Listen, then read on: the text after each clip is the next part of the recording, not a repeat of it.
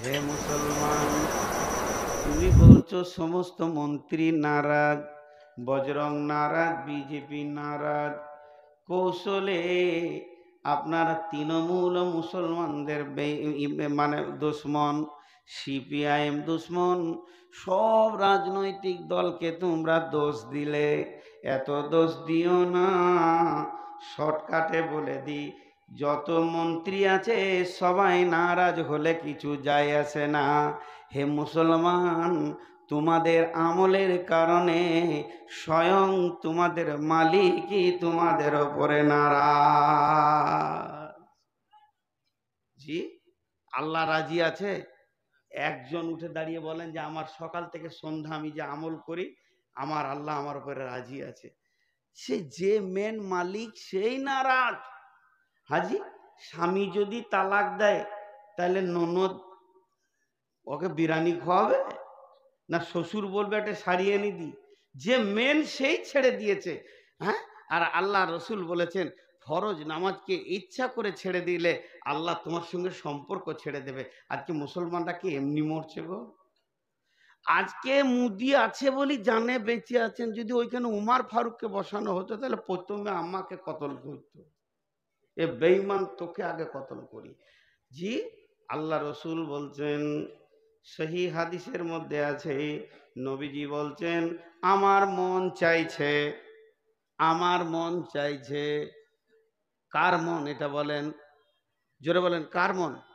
রসুলের মন। কি চাইছে? যারা আজান শুনে ঘরে নামাজ পড়ে, নামাজ পড়ে না লয়, যারা আজান শুনে মসজিদে আসে না ঘরে নামাজ পড়ে, একদল যুবককে ডেকে লকড়ি নিয়ে এসে তাদের ঘরগুলোকে জ্বালিয়ে দিই। তাহলে আজকে যদি উমার থাকতো, এগুলো মুসলমান মুদি যা মেরেছে তার আরো 100 গুণ বেশি মারত। কারণ আমরা আল্লাহ থেকে সরে গেছি, আল্লাহর মদদ সরে গেছে। বাঘের বাচ্চা এখন বিড়ালে পরিণত হয়ে গেছে। এলো রে কাল, ভাদ্রকাল, বকরিতে চাটে বাঘের গাল। জি, বাঘ ঘুমাইছে আর ইঁদুরে রাজত্ব চালাচ্ছে, এই অবস্থা হয়ে গেছে। যাক, কথাগুলো অন্যদিকে চলে যাচ্ছে। যত বেশি যাব তত ভালো লাগবে। আল্লাহর ভয়। হযরতে উমার একদিন সাহাবীদের ভিতরে কথা বলছেন, রে রসুলের সাহাবীরা, তোমরা একটা কথা আমাকে বলো, বিশ্বনবী আল্লাহর ভয় কাকে বলেছে কেউ বলতে পারবে কি? আমি তো রসুলের কাছে শুনেছি আল্লাহর ভয় কাকে বলে আমি উমার জানি, তবে আমার দিল চাইছে তোমাদের কাছ থেকে একটু জানবো। তোমরা কেউ কিছু বলতে পারবে কি? উবাই ইবনে কাব বলছেন, আমিরুল মুমিনিন, খলিফাতুল মুসলিমিন, আল্লাহর ভয় কাকে বলে আমি রসুলের কাছ থেকে শুনেছি। হযরত উমর উবাই ইবনে কাবকে বলছে, তুমি আমার কাছে এসো এবং বর্ণনা করো আল্লাহর ভয় কাকে বলে। হযরত উমরের কাছে উবাই ইবনে কাব এলেন।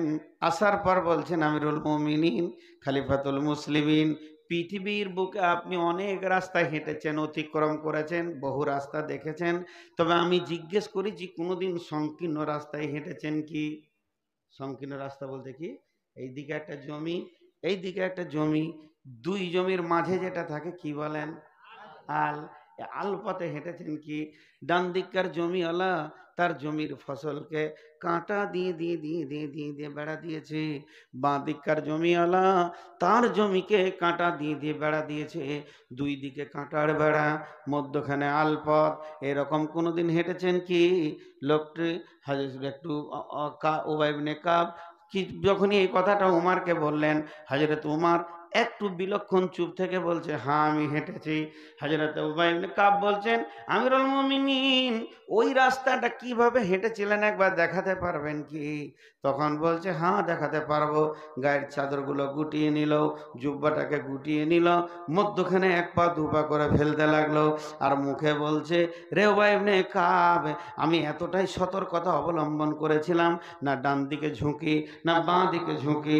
ডান দিকে ঝুঁকলেও কাটা লাগবে, বাঁ দিকেও ঝুঁকলে কাঁটা লাগবে, সুতা ছেড়ে যাবে, কাপড় ছিঁড়ে যাবে, চামড়া কেটে যাবে, রক্ত বের হয়ে যাবে। নানান ভয় দিলের ভিতরে রেখে হেঁটেছিলাম। উবাই ইবনে কাব বলেন, বাস বাস বাস বাস, আল্লাহর নবী এটা কি আল্লাহর ভয় বলেছেন?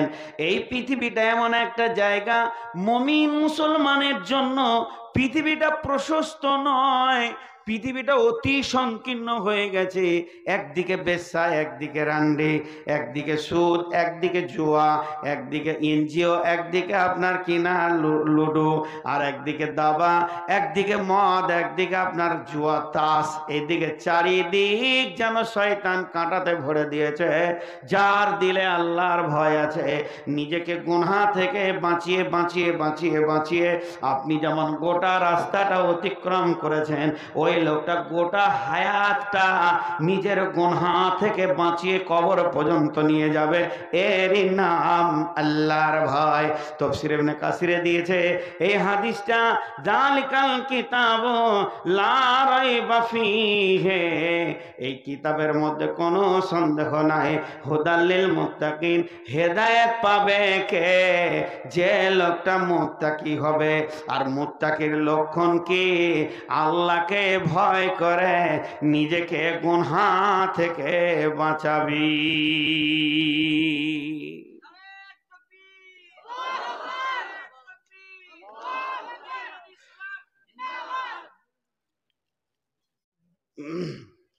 আমি আপনাদের সামনে সূরা বাকারা থেকে প্রথম রুকুটা পড়েছি, একটা আয়াত শেষে পড়িনি, এবং সূরা লোকমানের পরপর ৩-৪টি আয়াত আপনাদের সামনে তেলাওয়াত করেছি। এইগুলোকে কেন্দ্রবিন্দুর মধ্যে রেখে খুব অল্প সময়ে কয়েকটি কথা বলে সমাপনী দিব নিয়ত করেছি। যদি আমার মাবুদ আমাকে তৌফিক দেন তো, আমার তৌফিক ইল্লা বিল্লাহি আলাইহি তাওয়াক্কালতু ওয়া ইলাইহি উনীব। মা বোনদের সামনে দৃষ্টি আকর্ষণ করছি, আপনারা আমাকে দেখছেন প্রজেক্টের মাধ্যম দিয়ে, আমি আপনাদের দেখি না, এটাই ঠিক আর এটাই শরীয়ত। তবে যদি কানটা খোলা রাখেন আর হৃদয়টা যদি এই কথার সাউন্ডের দিকে রাখেন, তো আমি আমার আল্লাহর, আমি আমার মুনিবের উপরে ভরসা করে বলছি, যার হাতে আমার প্রাণ, তিনি আপনাদেরকে কিছুটা রাস্তা খুলে দেবেন হেদায়েতের বলে আশা করছি।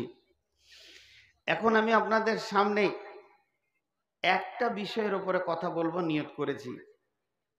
তো কিরকম আমাদের জীবনে আমরা চলাফেরা উঠা বসার মাধ্যম দিয়ে কিছু জিনিসকে আদর্শিত করে বানিয়ে নিয়েছি, কামিয়াব আর নাকামিয়াব, সাকসেস নন সাকসেস, উত্তীর্ণ অবতরণ, এ পাস করেছে, এ ফেল করেছে।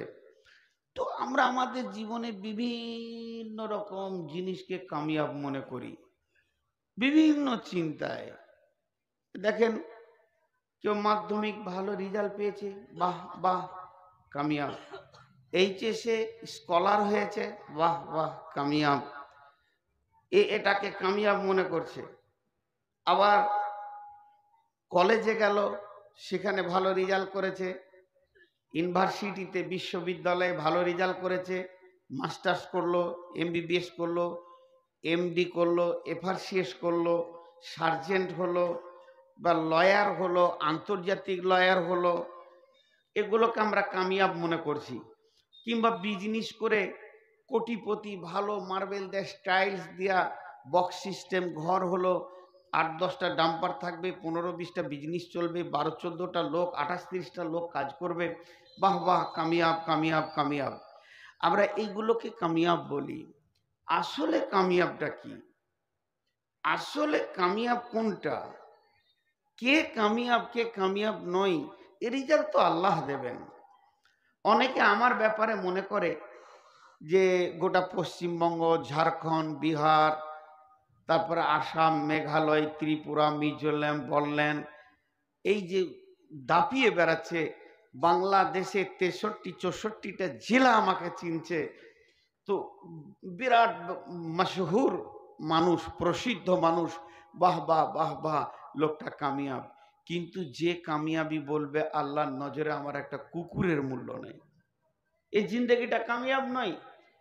আবার এমনও লোক আছে এই মজলিসের ভিতরে, তাকে কেউ চিনে না, তার ছেলেরা, তার তার রক্তে যে জন্ম নিয়েছে সেই ছেলেরা বাপকে ভালো করে চিনে না। যদি তার ছেলেকে ডেকে বলা হয়, এই খলিলুর রহমান, তোমার আব্বা আছে? বলে আব্বা আছে ঘরে, কিছু বলছিলেন চাচা? বলে হ্যাঁ, একটা জমি সংক্রান্ত একটু আলোচনা ছিল। ছাড়েন, আব্বা ওসব কিছু বুঝেন, আমাকে বলেন। তার মানে ও বলতে চাইছে আমার বাপ একটা সাদাসিধে বোকা মানুষ, ওর হুঁশ নাই, আমাকে বলেন। তার মানে সেও চিনে না। স্ত্রী এত নিকট মানুষ, অর্ধাঙ্গিনী, অঙ্গের অর্ধেক তিনি, সেও বলছে মনে মনে যে বিয়ে হলো তো হলো, খেপাটার সাথেই হলো। সে কিছু বুঝে না, কিন্তু গভীর রাত্রিতে উঠে সে চোখের পানি ফেলে কাঁদে। তাকে যে চেনে সে আল্লাহ চেনে।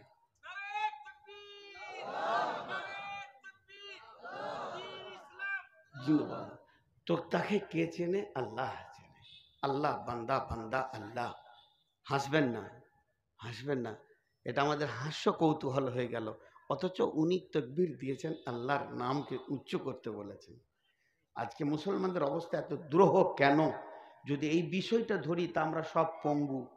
বিশ্বনবী বলে গেছেন, হুব্বুদ দুনিয়া কারাহিয়াতিল মত। আমার উম্মতের ভিতরে যখন দুনিয়ার মহব্বত বেড়ে যাবে আর মতকে ঘৃণা করবে, তখন সারা পৃথিবী তাদেরকে কুকুর পিটানো করে পিটাবে। কেউ রুখে দিতে পারবে? রসুলের বদ্ধ আছে আমাদের উপরে, কেউ রুখে দিতে পারবে? ফিলিস্তিনের মুসলমান মরছে, ভারতবর্ষের মুসলমান টিভির সামনে আনন্দতে নাচছে ডিজি গান দিয়ে বিয়েতে। এদেরকে কেউ বলতে পারবে? ডিজি গানের সামনে এই মুসলমান নাচতে পারে? সামনে জানুয়ারি আসছে মাস, দেখবেন জানোয়াররা জানুয়ারি করবে, জানোয়াররা জানুয়ারি করবে। আর ফিলিস্তিনের মুসলমান মরছে, এই যুবকরা অঝোর নয়নে সকাল সন্ধ্যা মসজিদে কাঁদবে, তবেই তার বুকে ব্যথা লেগেছে যে ওগুলোও তো আমাদের বোন, আমাদের মা। অস্বীকার করতে পারবেন ওগুলো আমাদের বোন মা নয়? তো হাসছেন। তো আমি আমার ভূমিকায় আবার ফিরে যাচ্ছি। খুব উচ্চমানের কথা হবে আশা করি, আপনারা একটু ধীর স্থিরে শুনেন। আমি একটু শুধুমাত্র ভূমিকাটা আপনাদের সামনে গুছিয়ে নিই। তো যে কথা বলছিলাম, কামিয়াবির সার্টিফিকেট কে দেবেন? আল্লাহ দেবেন। এখন যদি একটা একটা করে খুলতে শুরু করি, খুব জঘন্যতম কথা আপনাদের সামনে চলে আসবে। জি, কবি রবীন্দ্রনাথের একটা কথা আপনাদের সামনে বলি। কবি রবীন্দ্রনাথ তিনি দর্শন থেকে একটা কথা আমাদের সামনে তুলে ধরেছে। সকলের ব্রেনকে খুলে রাখেন এবং মনোযোগ দিয়ে শোনেন। বলছে, হতে পারো তুমি দৈত্য দানব, এটা আমি বিশ্বাস করি, কিন্তু মানুষ হয়েছ কিনা এ ব্যাপারে আমি সন্দেহ করি। তুমি হয়ে গেছো মাস্টার, ডাক্তার, ইঞ্জিনিয়ার, আমাকে বলছো, কিন্তু আমার বিশ্বাস করতে অনুপরিমাণ অসুবিধা হচ্ছে না। হ্যাঁ, তুমি ডাক্তার, তুমি মাস্টার, তুমি ইঞ্জিনিয়ার, তবে তুমি মানুষ হয়েছো কিনা এ ব্যাপারে আমি অনেক সন্দেহ করি। মৌলানা, মুফতি, মুহাদ্দিস হওয়াটা আসান, হাফেজ, কারি, বক্তা হওয়াটা আসান, কিন্তু প্রকৃত মানুষ হয়েছো কিনা এ ব্যাপারে আমি তোমাকে সন্দেহ করি। সব থেকে কঠিন হচ্ছে মানুষ হওয়া, ডাক্তার মাস্টার হওয়া নাই। আর বিশ্বনবী যে মাদ্রাসাটা বানিয়েছিলেন মসজিদে নববীতে, সেই মাদ্রাসাতে বিশ্বনবী মানুষকে মানুষ তৈরি করেছে। চোর, লম্পট, দাগাবাজ, জেনাকার, বায়মার, আপনার কিনা লুটেরা, খুনি রসুলের কাছে এসেছেন, রাদিয়াল্লাহু তাআলা আনহু হয়ে গেছেন। তিনি মানুষকে মানুষ করে দেখিয়ে দিয়েছেন। কিয়ামত পর্যন্ত সমস্ত ইউনিভার্সিটিকে চ্যালেঞ্জ থাকলো। আমি একবার আসানসোলে বক্তব্যে বলে দিয়েছিলাম, জেনারেল, আনজেনারেল, সাধারণ, অসাধারণ। হাজি ভাই, জেনারেলটা ভালো না অসাধারণটা ভালো? আপনারা আমার সঙ্গে কথা বলেন। ট্রেনে ট্রেনে জেনারেল বগিটা ভালো না রিজার্ভেশনটা ভালো? তো পৃথিবীর শিক্ষাটার নাম কি দিয়ে গেছেন মুরব্বীরা? জেনারেল। জেনারেল মানে কি? ছাগল গরু শিক্ষা। এটা হচ্ছে অসাধারণ শিক্ষা। ওটা তো সাধারণ শিক্ষা। যে ছেলেটাকে আপনি ভরেছেন মাদ্রাসা কি বলে ওই মিশনে মাসে 10,000 15,000 দিচ্ছেন, সাধারণ শিক্ষার পেছনে দিচ্ছেন। তা আমি বলেছিলাম বর্তমান পৃথিবীতে কোনো স্কুলে ভালো পড়াশোনা হয় না। কয়েকজন মাস্টার আমার সঙ্গে তর্ক লেগেছিল, আপনি এই কথা বলে মানে চ্যালেঞ্জ দিচ্ছি,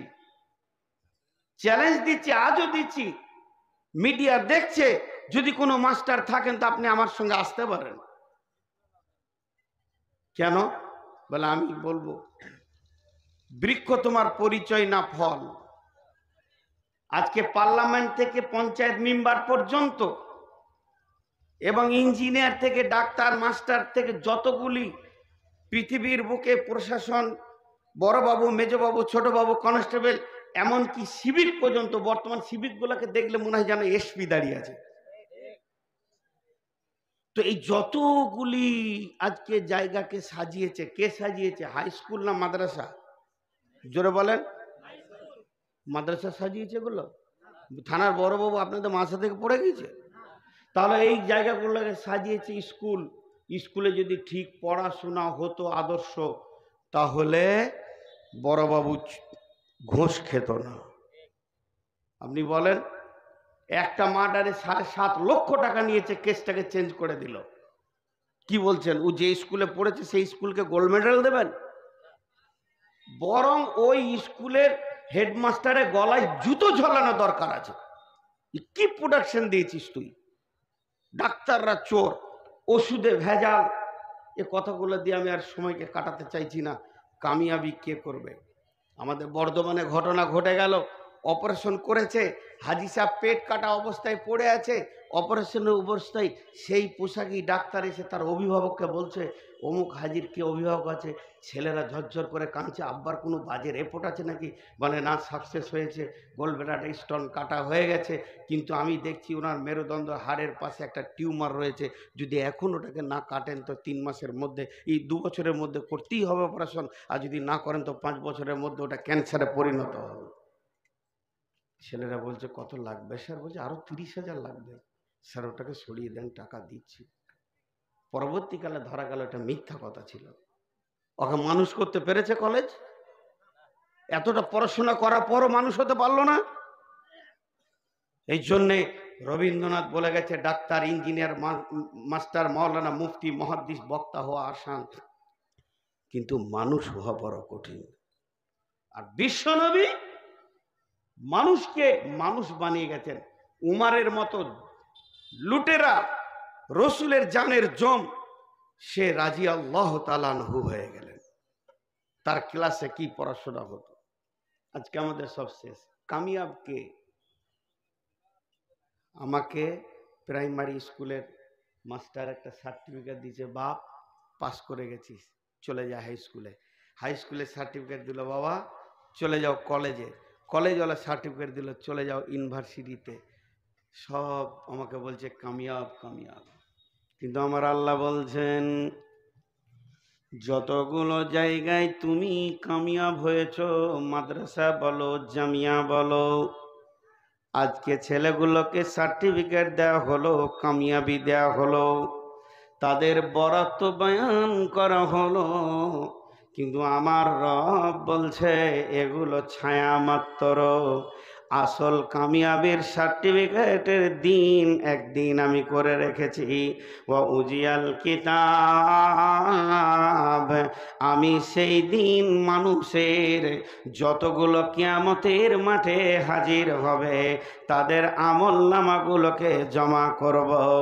আমি বলবো মান উতিয়া কিতাবাহু বিয়ামিনিহি ফাসাউফা ইউহাসাবু হিসাবান ইয়াসীরা ওয়া ইয়ানকালাবু ইলা আহলিহি মাসরুরা ওয়া আম্মা মান উতিয়া কিতাবাহু ওয়ারা জাহরি ফাসাউফা ইয়াদউ সুবুরা ওয়া ইয়াসলা সাঈরা। কে কামিয়াব কে নাকাম, কে পাস করলো কে ফেল পড়লো, পৃথিবীর সার্টিফিকেট গুলোকে নিয়ে আগুন জ্বালিয়ে দে, তুই কিরোসিন ঢেলে পেট্রোল ঢেলে, আমি একটা সার্টিফিকেট কিয়ামতের মাঠে দিব। স্বয়ং আল্লাহ যে লোকটা ডান হাতে সার্টিফিকেট পাবে, ওই লোকটা তার আত্মীয়র সঙ্গে দেখা করবে আর আনন্দের সঙ্গে ঘুরবে আর বলবে আমি কামিয়াব, আমি কামিয়াব, আমি কামিয়াব। আর আমি যাকে বাম হাতে পেছন দিকে দিব, যার চেহারা আমি দেখব না এবং আমাকেও যাকে দেখতে দিব না, ওই লোকটা যখনই দেখবে আমি নাকাম, জাহান্নাম চলে গেছি, তখন সে মতকে ডাকবে, বলবে মত আয়, যেমন তুই আমাকে পৃথিবী থেকে সরিয়ে দিয়েছিলি, মত রে আয়, হাসরের ময়দান থেকে আমাকে সরিয়ে দে। কিন্তু আর মত আসবে না। ওয়াসায়াসলা সাঈরা, তাকে জাহান্নাম যেতেই হবে, সেই দিন হবে কামিয়াব আর নাকাম।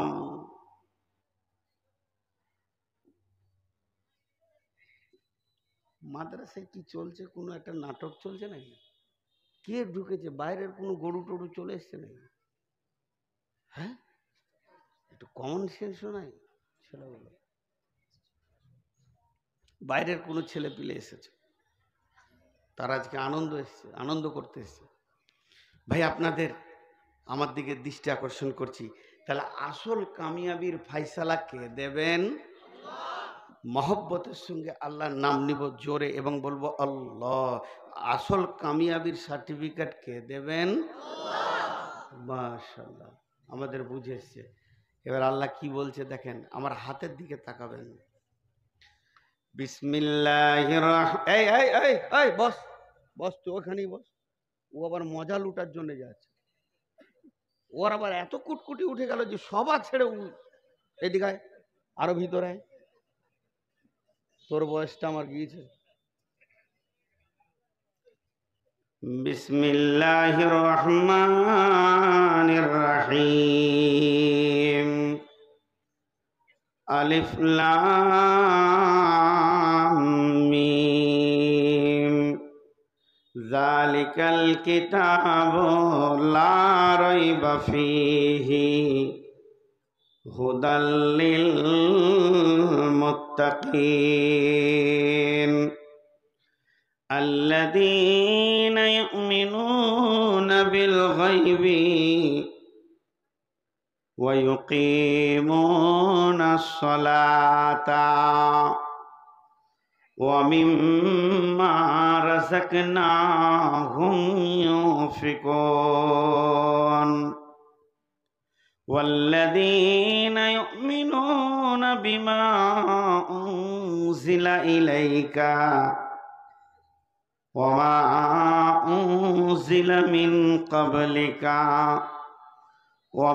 وبالآخرة هم يوقنون।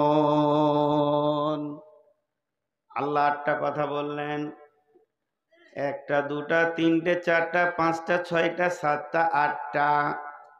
ও আমার মা, ওরে আমার বোন, ওরে আমার বেটি, কলিজার টুকরা সন্তান, হে আমার প্রিয় ভাই, আটটা কথা বলার পর আমার আল্লাহর ভাষাটা দেখেন। উলাইকা আলা হুদাম মির রাব্বিহিম, যে লোকগুলোর ভিতরে এই আটটা গুণ আছে, সেই লোকটা তার রবের হাই রোডে আছে, তার পদস্খলন হয়নি, রাস্তা ভুল হয়ে যায়নি, ওই লোকটা কামিয়াবির সার্টিফিকেটের রাস্তায় হাঁটছে। আমার রবের ভাষা, ওয়া উলাইকা হুমুল মুফলিহুন, এরাই হবে কামিয়াব।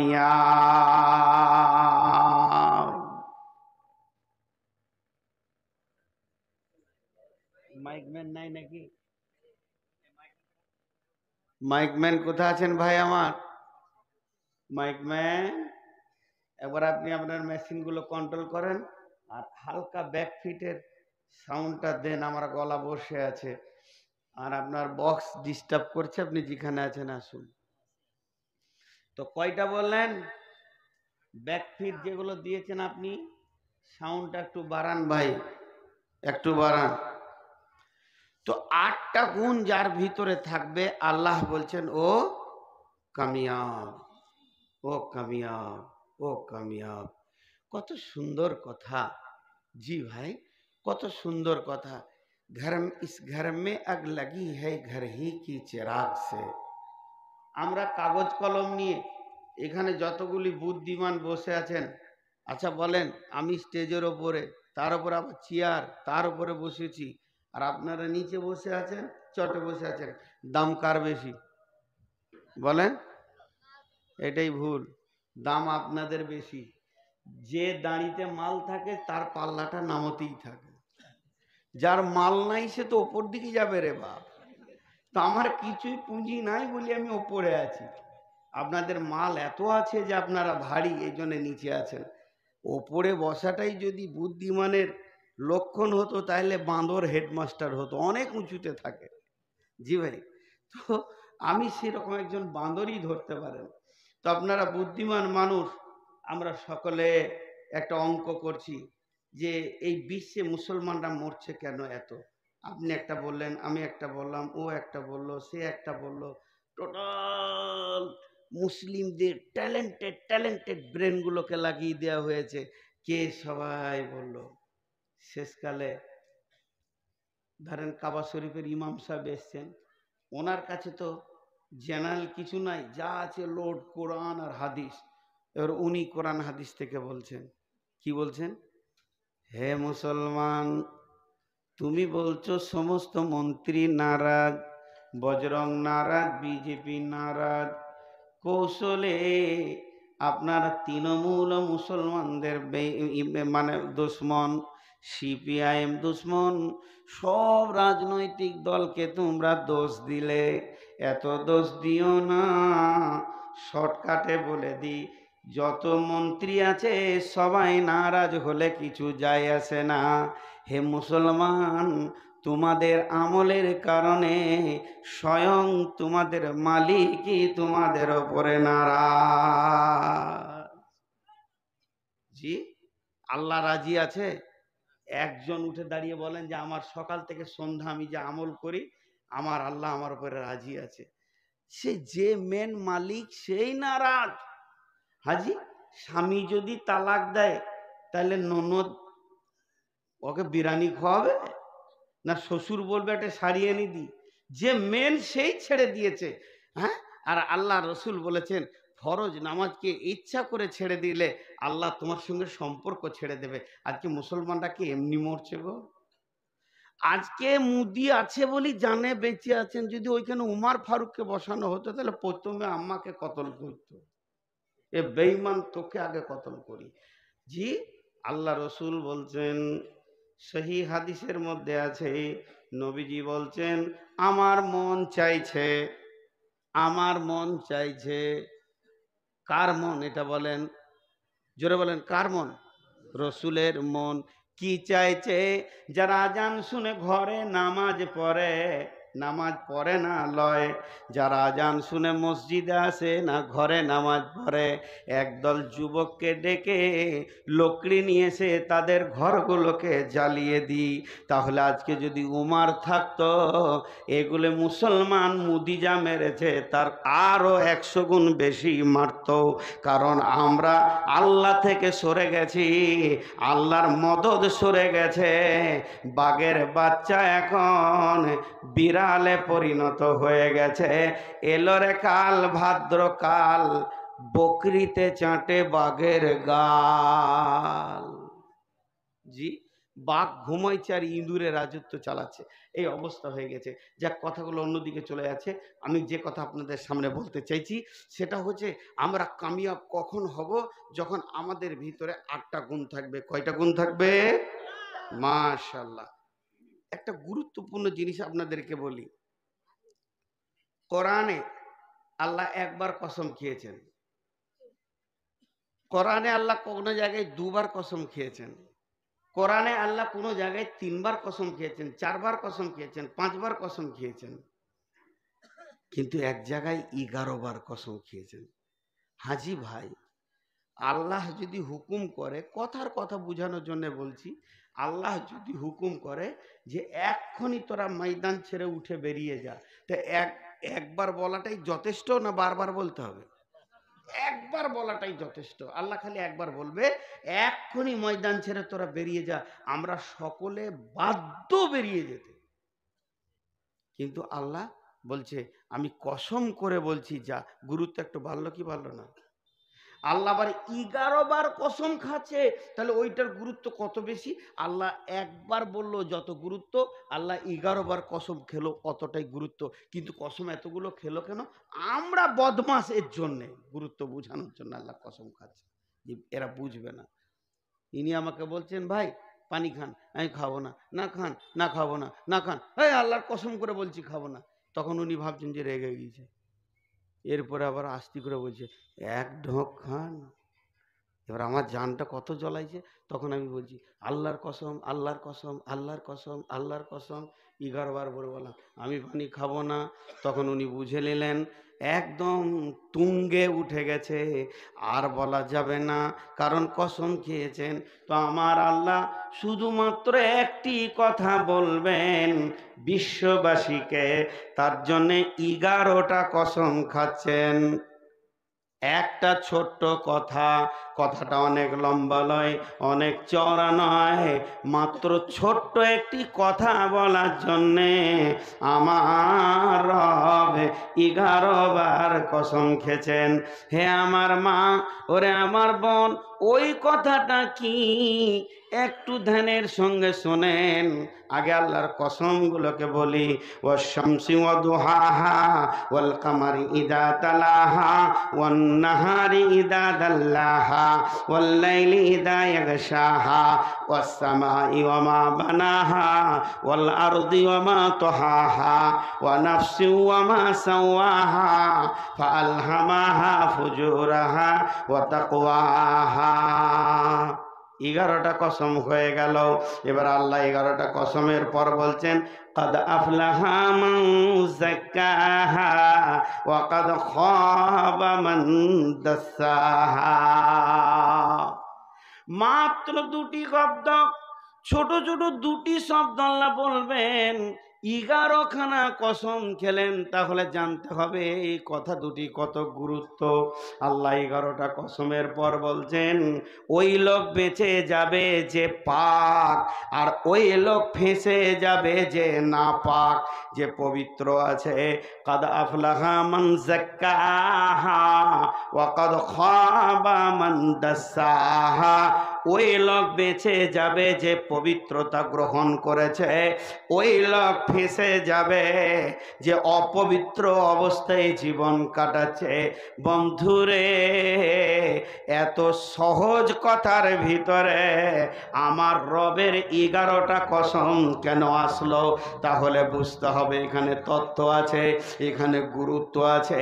তাই আমার আল্লাহ 11টা কসমের পর এটা বলছেন। তাহলে পাকের কথা যখন বলেছেন, আর জালসা শোনা যাবে না, এক্ষুনি সবাই উঠে চলেন, নদীতে চলে যায়, সাবান দিয়ে ডুবে যায়। আবার মা বোনেরা আপনারাও বাড়িতে গোসলখানায় চলে যান, সাবান নিয়ে ঢুকে যান, মাথা থেকে পা পর্যন্ত পাক করে নিব, যে আমি পবিত্র হয়ে যাব। আর আমার রব বলেছে তুই পবিত্র হলে বেঁচে যাবি, জাহান্নাম যাবি না জান্নাতে যাবি। না পাক থাকলে ফেঁসে যাবি, জান্নাত যাবি না জাহান্নাম চলে যাবি। গোসল করে নিব।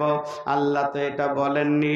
বন্ধুরে আমার, মা আমার, বোন আমার, আল্লাহ যেটা বলতে চেয়েছেন, আম্মা জান আয়েশা রসুলকে প্রশ্ন করলেন, ইয়া রাসূলুল্লাহ, সব থেকে বড় পাক কি, সব থেকে বড় পবিত্রতা কি, আমাকে শিখিয়ে দেন, আমি সদা পবিত্র হয়ে থাকব।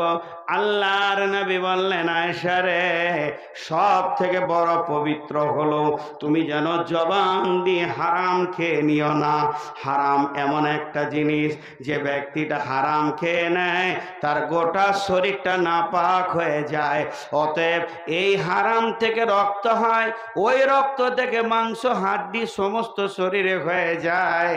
ওই লোকটি যদি সারা জীবন তেলাওয়াত আর তাহাজ্জুদেও কাটায়, যতক্ষণ পর্যন্ত সোনার খাদ আগুনে বের করা ছাড়া দ্বিতীয় কোনো রাস্তা নাই, তেমনি ওই লোকটাকে আল্লাহ জান্নাতে তখনই দেবেন সেই পরিমাণ খাদকে জাহান্নামে আগে বের করে নেবেন, তারপরে দেবেন।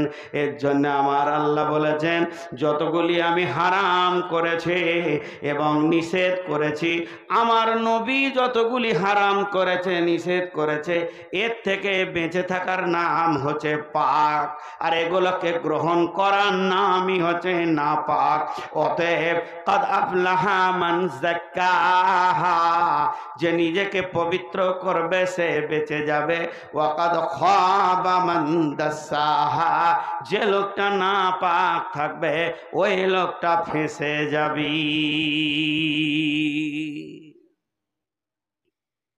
এটা শুধু উপমা দিলাম মাত্র, আসল কথা এবার এক দিয়ে শুরু করছি, যে প্রকৃত বাঁচবে কে কিয়ামতের মাঠে।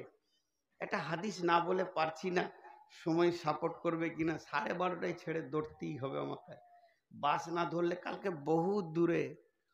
জি, আমার সঙ্গে যোগাযোগ করেছেন, ওনার নাম বানি ইসরাইল ভাই না? মাঝে একবার মনে হচ্ছিল যে বলি যে যাব না, আসছি কিষানগঞ্জ থেকে, আবার কালকেও কিষানগঞ্জে। কি রকম ডেটটা এখানে ফাঁকে পড়ে গেছে, হুঁশি রাখতে পারি নাই। পাগলা মানুষ, বুদ্ধি কম তো, যে ঘটনাটা ঘটে গেছে।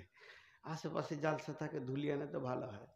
তো যাই হোক, আমি আপনাদের সামনে একটা ছোট্ট কথা তুলে ধরছি এবং খুব তথ্যবহুল কথা বলে দিচ্ছি ভাই। আল্লাহ রসুল বলেছেন, এটা সেই হাদিস, যে কিয়ামতের মাঠে যখন হিসাব চলবে, তো আল্লাহ যদি কাউকে বলে দেয় কেন, বাস ওকে জেনে নিতে হবে আমি জাহান্নাম চললাম। মানে পৃথিবীর মানুষ, আমি হয়তো আজকে জালসে আসলাম না, বিরাট বিভ্রাট হয়ে গেল, কমিটি অপমান হলো, যা হলো। 10 দিন 15 দিন 1 মাস পর কমিটি আমাকে প্রশ্ন করলো যে আপনি আসলেন না কেন। পাক্কা মিথ্যা কথা বলছি যে আমার শ্বশুর মারা গিয়েছিল, জল জ্যান্ত লোকটা বেঁচে আছে, কিছু করার নেই। আর বলা যায় কি না? পাক্কা। এটা তো আর আপনারা আলিমুল গায়েব নন যে জানেন। কিংবা বলে দিলাম যে হঠাৎ আমার ভাইয়েরা অ্যাক্সিডেন্ট করেছে, মেরে দিলাম, একদম কুটকুটি সব শেষ হয়ে গেল। কিন্তু আল্লাহ যেদিন বলবে তুমি এটা করলে কেন, ওইটা টপকাতে কেউ পারবে? বিশ্বনবী বলছেন, কিয়ামতের মাঠে যখনই আল্লাহ বলে দেবে কেন, উম্মত রে তুমি জেনে নাও জাহান্নাম অজীব হয়ে গেল। পৃথিবীর সমস্ত ব্রেনকে লাড্ডু বানিয়ে দেওয়া যাবে, কিন্তু আমার রবকে বানানোর চেষ্টা করিও না। অতএব হিসাবাই এসিরা কাকে বলা হয়? হিসাবাই এসিরা, আসান হিসাব বলা হয়। আল্লাহ কেন শব্দ ব্যবহার করবে না? সেই আল্লাহ বলছে, বল তোরা কি কামিয়াবি নিতে চাস? কঠিন কিয়ামতের দিনে যদি তোরা কামিয়াবি নিতে চাস, তাহলে তোদের ভিতরে 8টা গুণ থাকতে হবে। এবার আমি এক ধাপ থেকে তফসির শুরু করে দিছি, না জানি কত দূর যাবে। 4টাতেই যদি সময় শেষ হয়ে যায় তো কেটে পড়ো, আগামী বছরের জন্য আর 4টা রেখে দিব। বিসমিল্লাহির রহমানির রহিম। আলিফ লাম মিম। এটা হরফে মুকাত্তাআত। কোরআনে এরকম হরফ অনেক আছে, আছে না ভাই? আলিফ লাম মিম, আলিফ লাম র, সদ, কাফ, হা, ইয়া, আইন, সদ, কফ, ইয়া, সিন, এগুলোর নাম কি? হরফে মুকাত্তাআত। মুকাত্তাআত মানে বাংলায় বলি কাটা কাটা হরফ। এর কোনো তফসির নাই, তরজমাও নাই। এর সমস্ত তথ্য কে জানেন? আল্লাহ জানেন। এর জন্য আল্লাহ ক্লিয়ার করে দিয়েছেন, ওমা উতিতুম মিনাল ইলমি ইল্লা কালিল। আপনারা খবরদার বলবেন না গোটা কোরআনটা আল্লাহর জ্ঞান। এর থেকেও আল্লাহর জ্ঞান বেশি, আমাদের যতটা প্রয়োজন অতটা দিয়েছে আর কি। আল্লাহ বলছে ইল্লা কালিল, তোদেরকে সামান্য দিয়েছি, লোড নিতে পারবি না, আমার কাছে আরো জ্ঞান আছে। আল্লাহর জ্ঞানের শেষ নাই। ওমা উতিতুম মিনাল ইলমি ইল্লা কালিল, সামান্য ন্যূনতম দিয়েছে। এটি তো মানে সলিমুদ্দিন কলিমুদ্দিন আসমানে উড়ে চাঁদে চলে গেল, যে চাঁদে জোয়াটাকে মনে করছে বিরাট কিছু করে দিয়েছি। মাথা খারাপ, তুই তো চাঁদে যে সামান্য জায়গায় গেছিস। আমার নবী সাতবক আসমান সিদরাতুল মুনতাহা ভেদ করে আর সে মহল্লা পৌঁছিয়েছে। সারা বিশ্বের বিজ্ঞানীকে চ্যালেঞ্জ থাকলো এবং বর্ণনা দিয়েছেন কোন কোন জায়গায় কি দেখলাম। জি ভাই, করেছেন কি করেননি? তো চাঁদে জুয়াটাকে নিয়ে তো হই করার কোনো, হাত তালি মারছে, বলছে ওখানে পায়খানার ব্যাগ পাওয়া গেছে, আর কিছু খুঁজে পেলি না বাপ। জি ভাই, হ্যাঁ, হজরত উমারকে ওর বাপ থাপ্পড় মেরেছিল ছোট অবস্থায়, উঁট চড়াতে দিয়েছে, উঁট হজরত উমারকে, আর মাথায় উঁটের গোবর আছে। দেখো ওই তোর মাথায় গোবর কেন রে? উমারের আব্বা, তোর মাথায় গোবর কেন রে? হাজির তোমার নিজে বলছেন, আমি আব্বাকে বললাম, আব্বা উঁটগুলো যখন খোলা ময়দানে মরুভূমিতে চড়াচ্ছিলাম, প্রখর রোদ, কোথা ছায়াতে বসবো, তো উঁটের পাছাতে বসেছি, আর উঁট তখন ওই সুযোগে আমার মাথাতেই লেদেছে, তখন মারলে পরাত করে গালে এক চর। 20টা উঁট চড়াতে পারিস না, তোর মাথায় কি গোবর ছাড়া আর কিছুই নাই, কেমন করে দুনিয়া করে খাবি রে? মা বাপ যা বলে সন্তানকে তাই বললেন। কিন্তু হযরত ওমর বলছেন, আমার আল্লাহ আমার মতো অধমকে দিয়ে 18 লক্ষ বর্গ মাইলের শাসন চালাচ্ছে, যেদিন একটাও জিনা ব্যভিচার হয়নি। আজকে বিশ্বনবী 23 বছর রাজত্ব চালিয়ে গেছেন, 3খানা রেপ কেসের আসামি পাওয়া গেছে, 3 জনের সাজা হয়ে গেছে। আর ইংল্যান্ড যে পাশ্চাত্য দেশ বলে আমাদের কাছে জ্ঞান লে, কেমন করে রাষ্ট্রবিজ্ঞান পড়বি এখানে? আমেরিকা প্রতি মিনিটে 2.5 থেকে 3 হাজার মেয়ে ধর্ষণ হচ্ছে, কিছুই করতে পারছে না।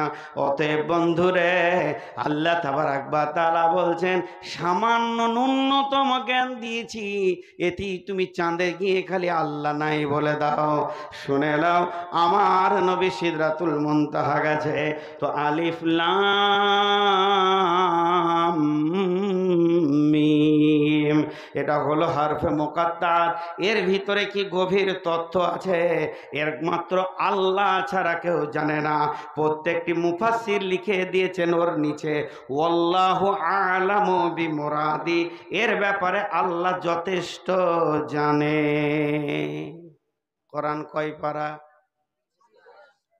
আর একবার জিজ্ঞেস করব, কোরআন কয় পারা? আর একবার জিজ্ঞেস করি, কোরআন কয় পারা? কিছুই জানেন না। কোরআন 40 পারা, কোরআন 60 পারা, কোরআন 90 পারা, কোরআন 120 পারা আছে না? শরীয়ত, তরিকত, হাকিকাত, মারিফাত, তান্ত্রিক, তামাসিক, যান্ত্রিক, রাজসিক, পীর বাবার কাছে আছে বাকিটা। পীর বাবার কাছে আছে, শুধু দিয়েছে আমাদেরকে এতটা, বাকি পীর সাহেবের কাছে গেলে পাওয়া যাবে। জোরে বলেন নাউজুবিল্লাহ। এদের সব থেকে বড় মুফাসসিরের নাম কি জানেন? এই বেদাতীদের বড় মুফাসসিরের নাম হলো মনসুর আলী চিশতি, কুষ্টিয়া বাংলাদেশ বাড়ি। সে অনেক ছন্দ লিখেছে, সেই ছন্দের মধ্যে বলছে কি, সোনার আদমের বিসমিল্লার ফল পাইবি রে একদিন, ওরে কোরআনে তোরে লিখায় আছে আহলি পিলামার মিম, সোনার আদমের বিসমিল্লার ফল পাইবি রে একদিন। কালেমা পড় মুখে, মাথা নামাজ পড় মাথা ঠুকে, উকিল না ধরলে মামলা দায়ের করবে কে?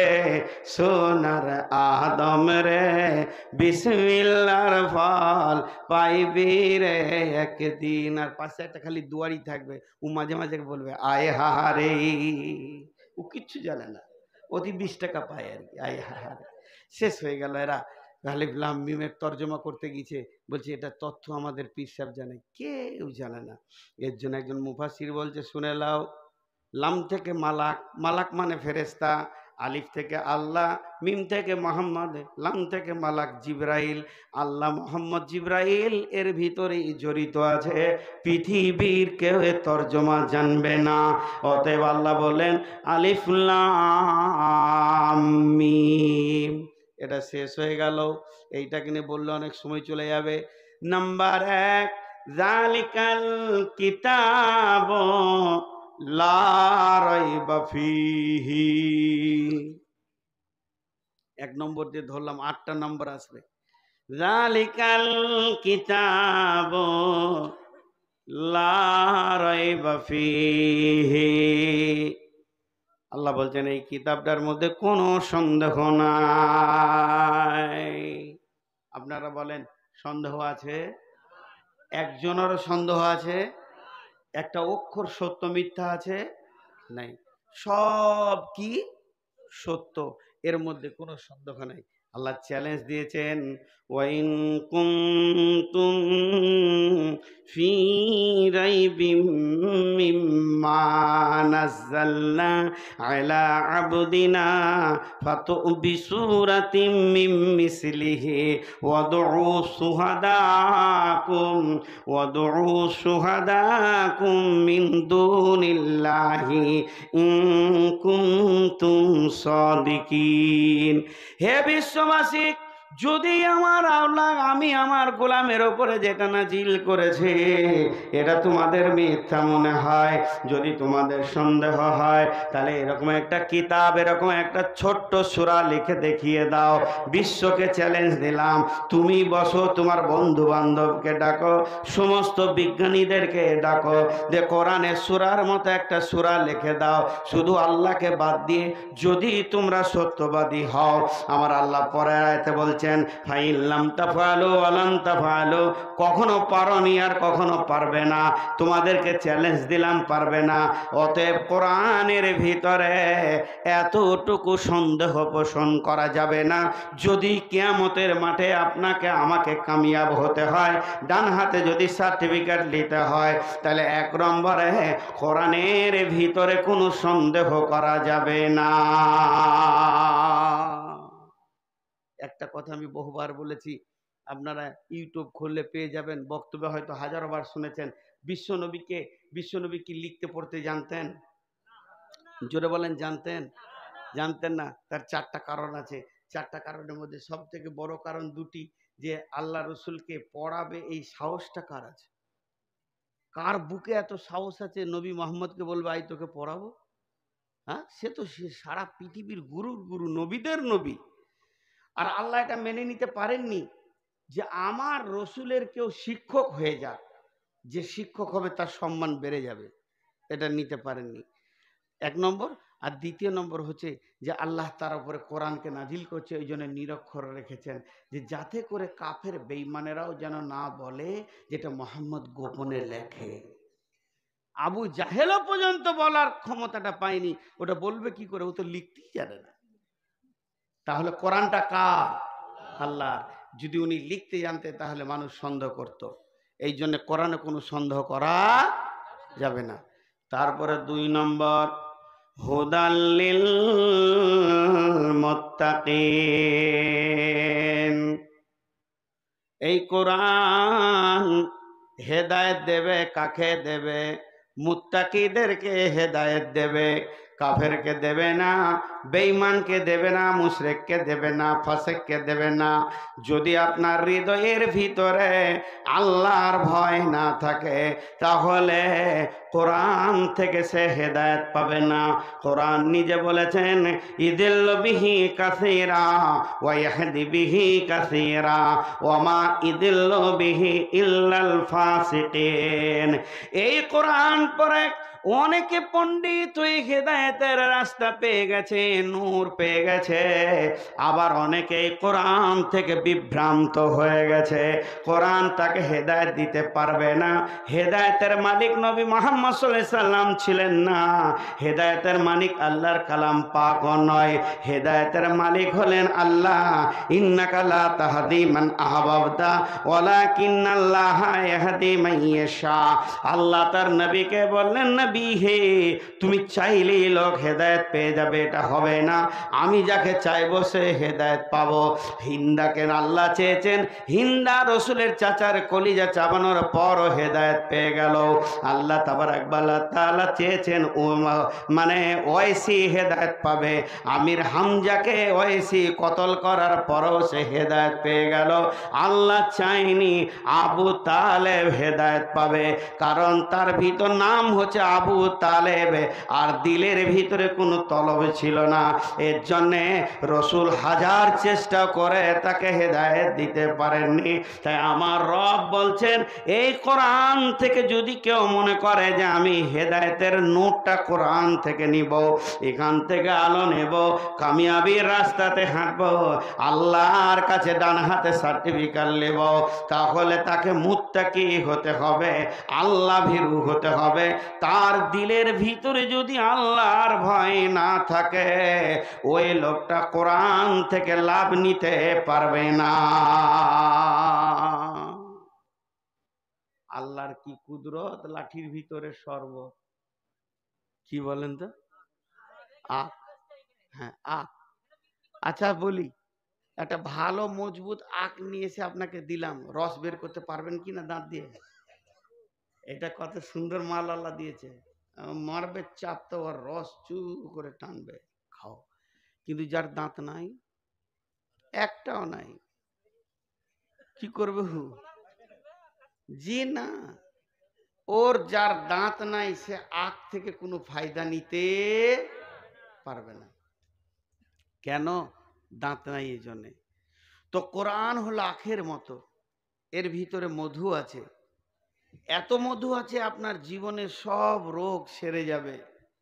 কিন্তু যার দিলে আল্লাহর ভয় আছে সে কোরআন থেকে লাভ নিতে পারবে, আর যার দিলে আল্লাহর ভয় নাই ও কোরআন থেকে লাভ নিতে পারবে না। এটা আল্লাহ ক্লিয়ার বলে দিলেন যে তোমার আল্লাহর ভয় দিলে থাকতে হবে। ভীতু রাস্তা পাবে, আর ভীতু যে হবে না সে রাস্তা পাবে না। একটা হচ্ছে সাঁতারু আর একটা হচ্ছে ডুবুরি। একটা হচ্ছে সাঁতারু আর একটা হচ্ছে ডুবুরি। সাঁতারু 400 কিলোমিটার সাঁতার কাটবে, কিন্তু একটা হিরে মণি মাণিক্য পাবে না। আর ডুবুরি 400 কিলোমিটার লাগবে না, কয়েক স্কোয়ার ফুট দিলে সমুদ্রের একদম নিচে গিয়ে হীরের টুকরো আনবে। কথা ঠিক না ভুল? তো সাহাবারা, যে এটা হলো মহাসমুদ্র, এই সমুদ্রে সাহাবীরা ডুব মেরে হেদায়েতের নূরের আলো তুলে নিয়ে এসছে। কিন্তু গিরিশচন্দ্র সেন গোটা কোরআন নামে সমুদ্রে সাঁতার কেটেছে, একটাও হীরের টুকরো দেখতে পাইনি। কথাটা বুঝাতে পারলাম? এরকম অনেক হিন্দু ভাই আছে যারা কোরআন পড়তে পারে, অনেক বিধর্মী আছে, নন মুসলিম আছে যারা কোরআন পড়তে পারে এবং বুঝতেও পারে, কিন্তু তাকে হেদায়েত। দেখেন ইউটিউব খুললে বেশ কিছু সাধু তারা ইসলামের প্রতি ভালো ধারণা পোষণ করছে, তো করছে তো ওই কেন কালেমাটা পড়ছে না? কারণ ও এখনো সেই নূরটা দেখতে পায়নি। জি, হেদায়েত পায়নি। গিরিশচন্দ্র সেন বিসমিল্লাহ শুরু করে মিনাল জিন্নাতি ওয়ান নাস পর্যন্ত গোটা কোরআনে তরজমা লিখলো বাংলাতে, কিন্তু হেদায়েতের নোটটা খুঁজে পেল না। কিন্তু হযরত ওমর গোটা কোরআন নয়, একটা গোটা সূরাও নয়, শুধু সূরা তহার একখানা আয়াত তার বোনের মুখ থেকে শুনলো, ইন্নানি আনাল্লাহ লা ইলাহা ইল্লা আনা ফাবুদুনি ওয়া আকিমিস সালাতা লিযিকরি। একটা আয়াত শুনো, হেদায়েতের দরজা খুলে গেল, মহাসমুদ্রে যেন হীরের আলো পেয়ে গেল, আর সমস্ত গহ্বর অন্ধকার কেটে গিয়ে নিমজ্জিত অন্ধকার থেকে বের হয়ে নূরের আলো দেখতে পেল, তার জিন্দেগিটা চেঞ্জ হয়ে গেল। তাই আমার আল্লাহ বলছেন, যালিকাল কিতাব লা রাইবা ফি, আমার এই কিতাবটার মধ্যে কোনো সন্দেহ নাই। তবে একটা জিনিস জানতে হবে, হেদায়েত ওই লোকটা পাবে এই কিতাব থেকে, সে কে? হুদাল লিল মুত্তাকিন, যে লোকটা মুত্তাকি হবে ও হেদায়েত পাবে। আর যার দিলে আল্লাহর ভয় নাই, যে আল্লাহ ভীরু নয়, ওই লোকটা হেদায়েত পাবে না।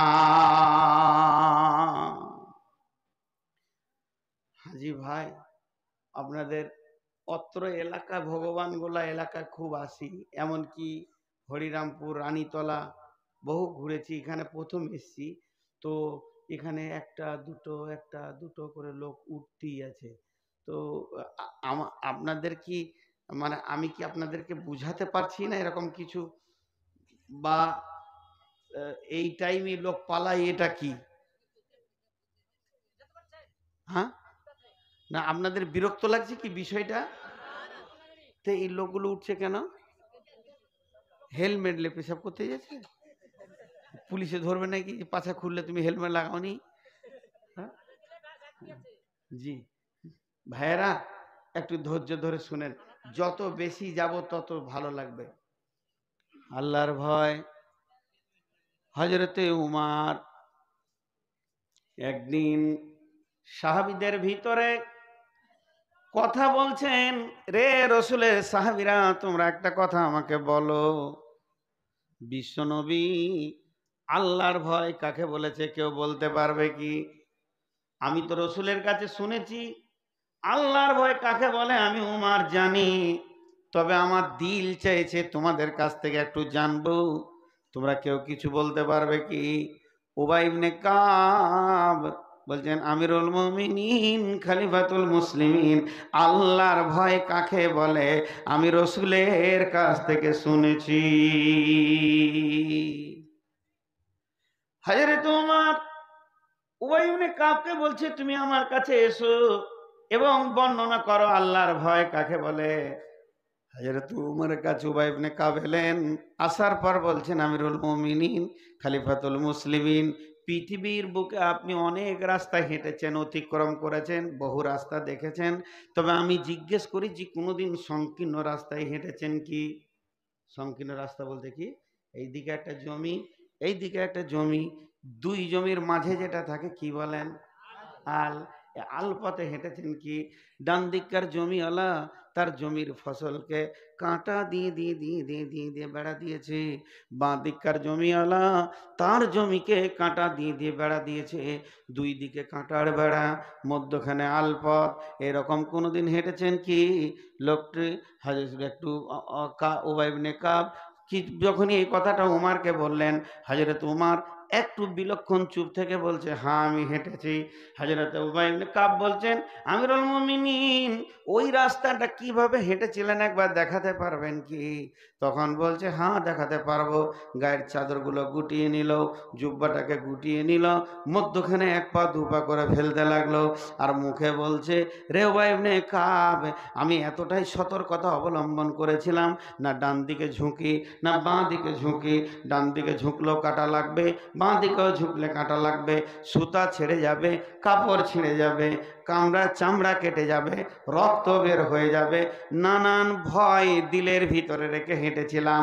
উবাই ইবনে কাব বলেন, বাস বাস বাস বাস, আল্লাহর নবী এটা কি আল্লাহর ভয় বলেছেন?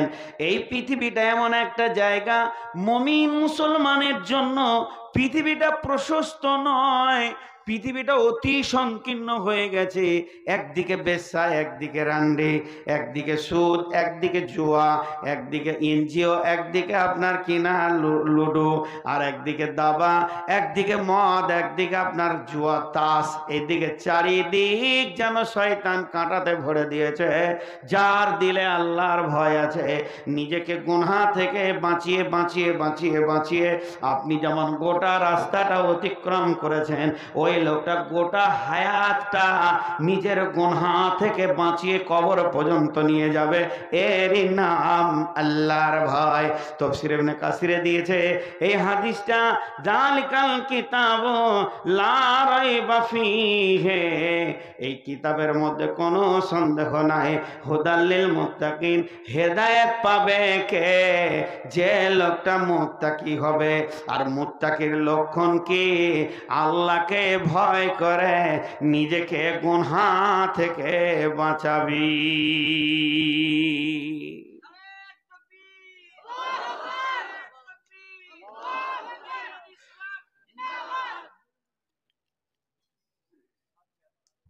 একটা জিনিস খেয়াল করেন, সাহাবীটা কত দামি দেখেন। উনি শহীদ সাহাবী, উনি মুতার যুদ্ধের তৃতীয় সেনাপতি ছিলেন আব্দুল্লাহ ইবনে রাওয়াহা, শহীদ সাহাবী। আল্লাহু আকবার, কত দামি সাহাবী। বিবির জাঙ্গে মাথা দিয়ে শুয়ে আছে। এটা হাদিসটা পেয়ে যাবেন সূরা মারিয়ামের তাফসীর, দেখবেন সূরা মারিয়ামের তাফসীরে এনেছে। তো বিবির জাঙ্গে মাথা দিয়ে শুয়ে আছেন। বলেন এটা কেমন টাইম? স্বামী স্ত্রী ঘরে কেউ নাই, দুজন দুজনের জন্য হালাল। এখানে তো আল্লাহর ভয়ের কিছুই নেই। বিবি ইয়ং, স্বামীও ইয়ং, দুইজনের ভিতরে যৌবনের জোয়ার উত্তাল। সেই অবস্থায় বিবির জাঙ্গে বালিশ লাইনি মাথা দিয়ে শুয়ে আছে। শুয়ে থাকতে থাকতে হঠাৎ দুটি চোখ দিয়ে অশ্রু গাল বয়ে এসে বিবির জাঙ্গে পড়ছে, কাঁদছেন, নাক ফুলছে, মুখ লাল হয়ে গেছে, চোখ দিয়ে অশ্রু বইতে রয়েছে। বিবি স্বামীকে বলছেন, মা। স্বামীর কান্না দেখে বিবিও কাঁদতে শুরু করেছেন। স্বামীর কান্না দেখে বিবিও কাঁদতে শুরু করেছেন। এমন সময় স্বামী বিবিকে বলছেন, মা ইবকি, কে তোমাকে কাঁদালো? কি এমন তুমি চিন্তা করেছো যে তুমি কাঁদছো কেন? বিবি উত্তরে বলছেন, বাকাই কালে বাকাইকে, আপনি কাঁদছেন এর জন্য আমি কাঁদছি স্বামী আমার। তখন স্বামী আবার বিবিকে বলছে, বেগম রে, প্রিয়া রে, ভালোবাসা রে বিবি আমার, তুমি আমার কান্নাটা দেখেছো, কিন্তু আমার মুখের কাছে তোমার কানটা নাই। আমি যে একটা কি বলছি এটা বিড়বিড় করে তুমি শোনার চেষ্টা করো। উনি একটা কোরআনের আয়াতকে, সূরা মারিয়ামের ৭১ নম্বর আয়াতকে ঘুরিয়ে ঘুরিয়ে পড়ছেন। বিসমিল্লাহির রহমানির রহিম। ওয়া ইম মিনকুম ইল্লা ওয়ারিদুহা কানা আলা রাব্বিকা হাতমান মাকদিয়া। শেষ হয়ে গেল। আবার বলছেন, ওয়া ইম মিনকুম ইল্লা ওয়ারিদুহা কানা আলা রাব্বিকা হাতমান মাকদিয়া। এবার বাংলায় বলি, বলছে, বেগম রে, আমার আল্লাহ কি বলছেন শোন। আমার আল্লাহ এই আয়াতে বলছেন, তুই ইমানদার হ চাই বেঈমান হ, তোদের আসল ঘর জান্নাতে পৌঁছাতে গেলে আমি তোদের জন্য একটা রাস্তা বানিয়েছি, রাস্তাটাকে অজীব করে দিয়েছি, পা দিতেই হবে। তার নাম হচ্ছে পুলসেরাত। এমনকি বিশ্ব নবীকেও এই পুলসেরাত দিয়ে গিয়ে জান্নাতে ঢুকতে হবে। এই পুলসেরাত থেকে কেউ রেহাই পাবি না রে বিবি। আমার আল্লাহ কথাটা বারবার বলতে রয়েছে, তাই আমার ওই আয়াতটা মনে পড়ে গেছে। যদিও তোর ঝেঙ্গে মাথাটা আছে, তুই হলি আমার জীবনের ভোগ, আর যে জায়গাতে মাথাটা রেখেছে আমার ভোগ সামগ্রীগুলি আমার মাথার কাছে রয়েছে। তারপরও আমার ব্রেন চলে গেছে পুলসেরাতের দিকে আল্লাহর ভয়ে। এরপরে আব্দুল্লাহ ইবনে রাওয়াহা বলছেন, বেগম রে, সেই পুলসেরাতের ব্যাখ্যা আমার নবী কি দিয়েছে জানিস? নবী বলেছেন, পুলসেরাতের দুই দিকে বড় বড় বৃক্ষ গাছ রয়েছে আগুনের। সেই গাছগুলো কেমন? মরুভূমিতে একটা গাছ পাওয়া যায় কাসাদান, সাদান গাছের মতো সেই গাছটা। ওই গাছের ফলগুলো হলো আকর্ষির মতো, বংশীর মতো মাছ ধরা ধারালো। সেগুলো কোটি কোটি পুলসেরাতে ঝুলছে রে বেগম। যখন মানুষ ওই দিকে পার হবে, একটা বংশী যদি চামড়াতে বিঁধে যায়, আল্লাহর নবী বলছেন, বেগম রে, আর জান্নাত যাওয়া যাবে না। আমি সেই পুলসেরাতের ভয়ে কাঁদছি। অতএব কোরআন থেকে হেদায়েত নিতে গেলে আল্লাহর ভয়ের ভরপুর বুকটা ভরা থাকতে হবে। এর জন্য নবীজি বলেছেন তাকওয়া হাহুনা, এই জায়গায় যদি রবের ভয় থাকে কোরআনের প্রতিটি আয়াতে হেদায়েতের নূর পাওয়া যাবে। আর এই জায়গায় যদি রবের ভয় না থাকে গোটা কোরআন পড়ে 40 খতম হয়ে যাবে, তারপরও বেঈমানি আর মিথ্যা কথা দাঁড়ি মারা ছাড়বে না। তার কারণ কোরআন হেদায়েত দেওয়ার মালিক নয়। তা আমার রব বলছে গোলাম রে, কঠিন কিয়ামতের মাঠে যদি ডান হাতে সার্টিফিকেট নিয়ে কামিয়াব হতে হয় আল্লাহর ভয়কে তোমাকে রাখতে হবে। জালিকাল কিতাব লা রাইবা ফিহি হুদাল লিল মুত্তাকিন, এই কিতাবে কোনো সন্দেহ নাই, হেদায়েত পাবে মাত্র মুত্তাকিরা।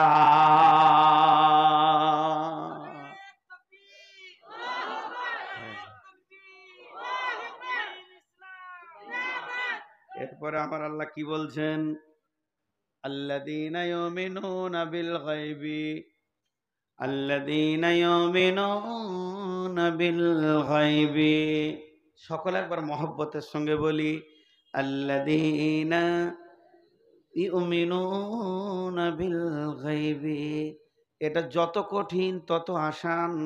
দুই চোখে যাকে দেখলাম না তার প্রতি ঈমান রাখতে হবে।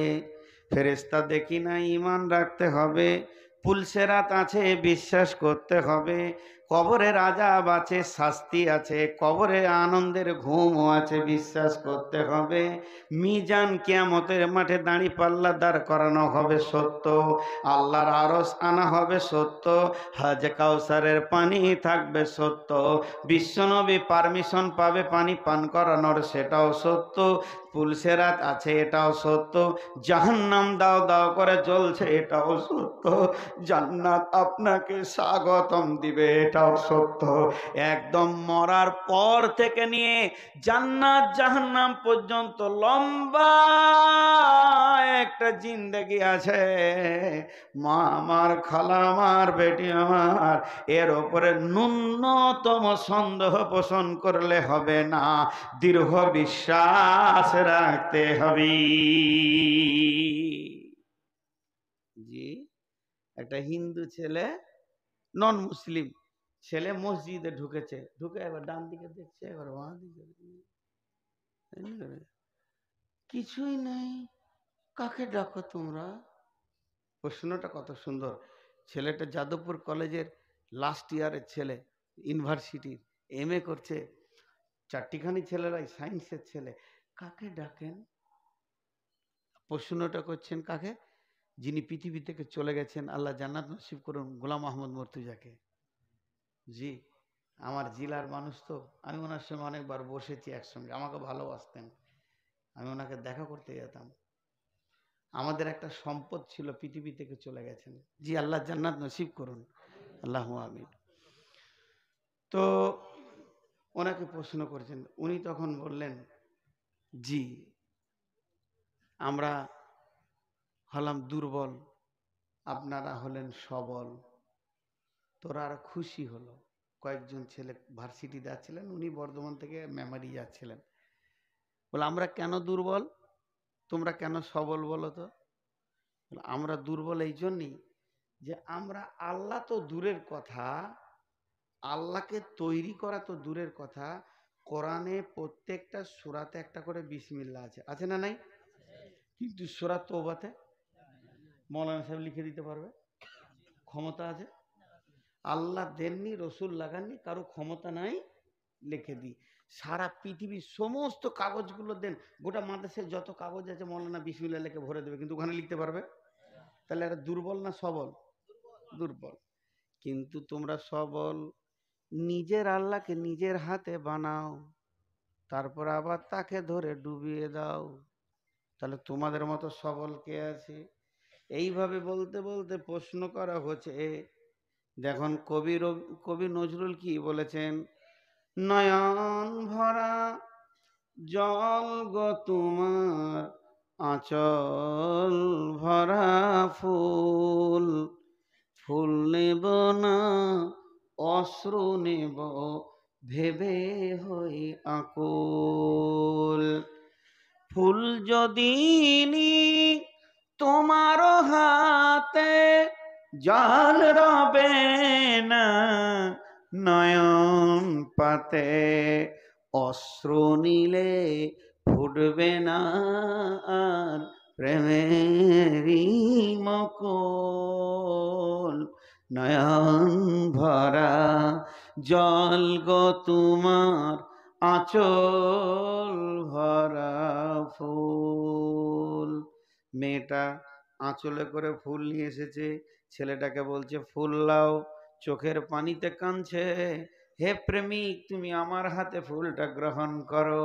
তখন প্রেমিক বলছে নয়ন ভরা জল গো তোমার আঁচল ভরা ফুল, ফুল যদি নি তোমার হাতে, যদি আমি ফুলটা নিয়ে নিই তাহলে অশ্রু বেদনার তোমার শুকিয়ে যাবে, চোখের পানি আর থাকবে না।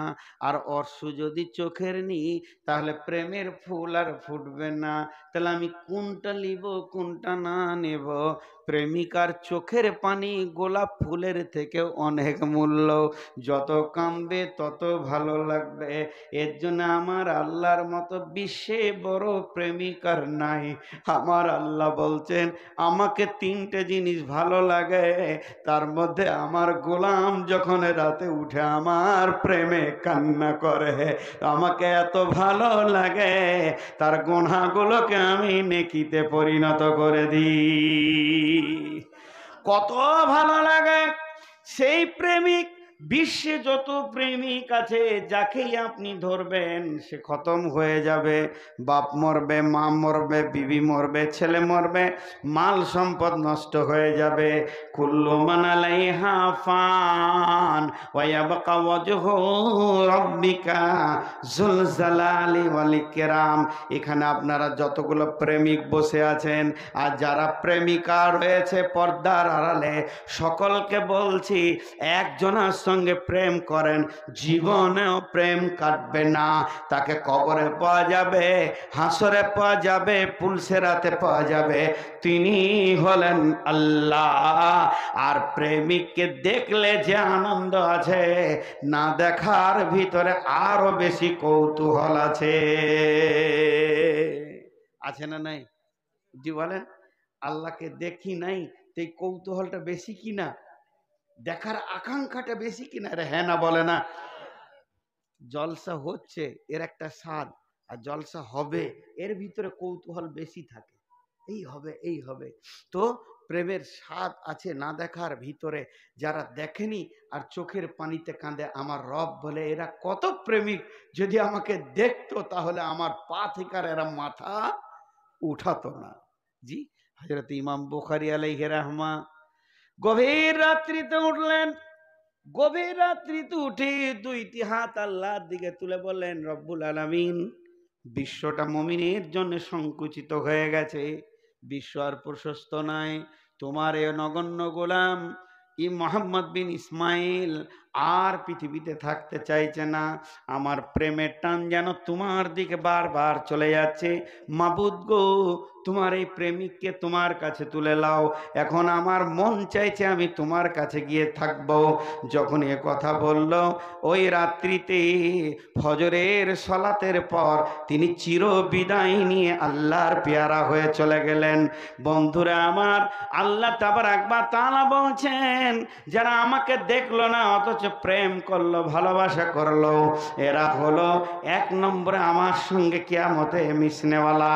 আল্লাহ তাবারাক ওয়া তাআলা এদেরকে হৃদয় দিয়ে ভালোবাসে, কিন্তু এরা দুইখানা কাজ পৃথিবীতে করবে। ওয়া ইউকিমুনাস সালাতা ওয়া মিম্মা রাযাকনাহুম ইউনফিকুন।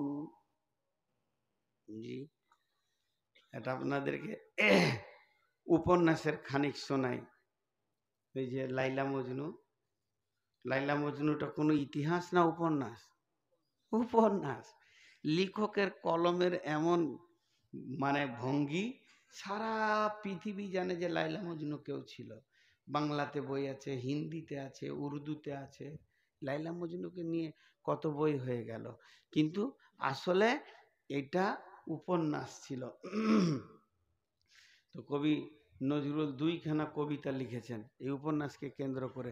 জি ভাই, আপনাদের বিরক্ত লাগছে? ছেড়ে দিব?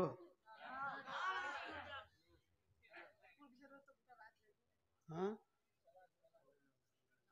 সব যে কেটে পড়ছে চেয়ার। আচ্ছা, আমি একটু পানি খাই। আসলে না, আর লাগবে না। হুম, পানি খাচ্ছি না, এই রে জিভটাকে স্লিপ করছি। আমি 4খানা ওষুধ খেয়েছি, আমার সুগার 480। এই কথা বলতে বলতে জিভ শুকিয়ে আঠা হয়ে যায়, তখন একটু করে পানি দিই, পিয়াস লাগেনি। দোয়া করেন যেন তাড়াতাড়ি মরে যায়। এবারে কবি নজরুলের কবিতাটুতে শুনেন, খুব ভালো লাগবে। জি, ওই লাইলি, লাইলি হচ্ছে বাদশার মেয়ে, তাকে ঘরে ভরে তালা মেরে দিয়েছে কটুস করে, আর বেরিতে দিবে না ওর বাপ। আর মজনু হচ্ছে গরিব, ছেঁড়া কাপড় পরে কেঁদে বেড়াচ্ছে, লাইলি লাইলি রে, কেঁদে বেড়াচ্ছে, পথে ঘাটে কাঁদছে। তোর একটা খাস বাঁধি আছে লাইলা, তো ওই বাঁধি ওকে নাস্তা দেয়, খায়। সব নাস্তা খেতে পারে না, মজনুর প্রেমে ঘরে ভরা আছে, তো অর্ধেক নাস্তা দেয় যে আমার মজনুকে দিয়ে আসগা। তো ও রাস্তা দিয়ে যায়, এই মজনু কে আছে? একটা যুবক বলছে আমি, বলছে খেয়ে লাও নাস্তা। পরের দিন ঠিক টাইমে বসে আছে, ও আর বন্ধুকে বলেছে মার্কেট ভালোই চলছে, এদিকে লাইলান। এটা উপন্যাস বলছি, ভাববেন না যে আবার কোরআন হাদিস বলছি, উপন্যাসই বলছি। তো ওইদিকে আবার পরের দিন নাস্তা যায়, এই যেতে যেতে যেতে যেতে 1 মাসে 22 জন 25 জন নাস্তা খেয়েছে। তখন লাইলিকে ভয়ে বলছে, ভয়ে ভয়ে, লাইলি তুমি তো বাদশার মেয়ে, আর আমি তোমার ঘরে বাঁধি ঝিয়ের কাজ করি, আমি কাজের মেয়ে, ভয়ে বলতে পারছি না বোন, ঘটনা তো খুব খারাপ। আমার তো মনে হচ্ছে তুমি একজনাকে প্রেম করেছিলে, কিন্তু এখন তো আমি 25টা মজনু দেখলাম 1 মাসে। বলে করেছিস কি রে? বলে প্রতিদিন নতুন নতুন মজনুতে নাস্তা খেয়েছে। তখন বলছে যা, আজকে নাস্তা নিয়ে যা, আর একটা খালি প্লেট আর ছুরি নিয়ে যা, চাকু ধারালো। বলে যদি নাস্তা খাওয়ার আগে খালি বুকের মাংস কেটে দেয়। দিয়ে বলছে কে মজনু আছে? বলে আমি মজনু। বলে নাস্তা খাও? বলে দাও। বলে আগে মাংস কেটে দাও। জামিলা এগিয়ে যাও। সব কেটে গেল। এবার নদীর ধারে এক পাগলা বসে আছে, লাইলে লাইলে। তখন ওর বান্দিটা মনে করছে এই হবে রে, এই আমি লাইলির বান্দি এসছি। বলছে আয় তোকেই ধরে চুম খায়। কত প্রেম! এটা লাইলির ঘরের মাটি, লাইলির গা, চুম খেয়েছে। দিয়ে বলছে মাংস কেটে দাও। মাংস কেন, কলজেটা কেটে দিব। বলছে তুমিই নাস্তা খাও। জি। এরপরে লাইলি কোনো রকম তালা টালা ভেঙে কষ্ট করে মজনুর কাছে চলে এসছে। তখন মজনু চোখ মুজে আছে, চোখ মুজে কি বলছে, যেমন লা ইলাহা ইল্লাল্লাহ। প্রথম কি বলছিল, লাইলা লাইলা লাইলা লাইলা লাইলা লাইলা লা ইলাহা ইল্লাল্লাহ। প্ল্যাটফর্ম চেঞ্জ, বুঝতে পেরেছেন তো? এখন কোথায় চলে গেছে? আল্লাহর প্রেমে চলে গেছে। এবার আল্লাহর প্রেমে যখন ও চলে গেছে, লাইলি আবদ্ধ আছে, আল্লাহ তো আবদ্ধ নাই। আল্লাহকে লাইলা বলে বলে ওর দিলে শান্তি চলে এসছে, যত প্রেম নোংরা যা ছিল সব ধুয়ে মুছে পরিষ্কার হয়ে গেছে, এখনো আল্লাহর খাস বান্দা হয়ে গেছে। তখন লাইলি এসেছে, আর কাজে লাগবে। যে লাইলি বলছে, লাইলি তোমার এসেছে ফিরিয়া, মজনু গো আঁকি খোল, মজনু তোমার কাঁদন শুনিয়া, নদী মরু পর্বতে, বন্দিনী আজ ভেঙেছে পিঞ্জেরা, বাহির হয়েছে পথে। আজ দক্ষিণা বাতাস বহে অনুকূল, ফুটেছে গোলাপ নার্গিস ফুল, অগ বুলবুল সেই ফুটন্ত গুল, বাগিচায় কেন দোল, মজনু গো আঁখি খোল। আবেদন করছে, মজনু এবার চোখ খোল, তোর লাইলা চলে এসছে। ও চোখ খুলবে কোথা, চোখকে তখন আরো চিপে ধরছে। কি বলছে দেখেন এমনি করে, মজনু, তখন বলছে লাইলি লাইলি ভাঙিও না ধ্যান, মজনু রে মিনতি লাইলি কোথায়, শুধু দেখি আমি লা ইলাহার জ্যোতি, পাথর খুঁজিয়া ফিরিয়াছি প্রিয়া, প্রেম দরিয়ার কুলে, আল্লাহর প্রেমের পরশমানিক কখন পেয়েছি ভুলে, সে মানিক যদি তুমি দেখো একবার, সে জ্যোতি যদি তুমি দেখো একবার, মজনুরে তুমি চাহিবে না আর, ইসুব জলেখা লাজ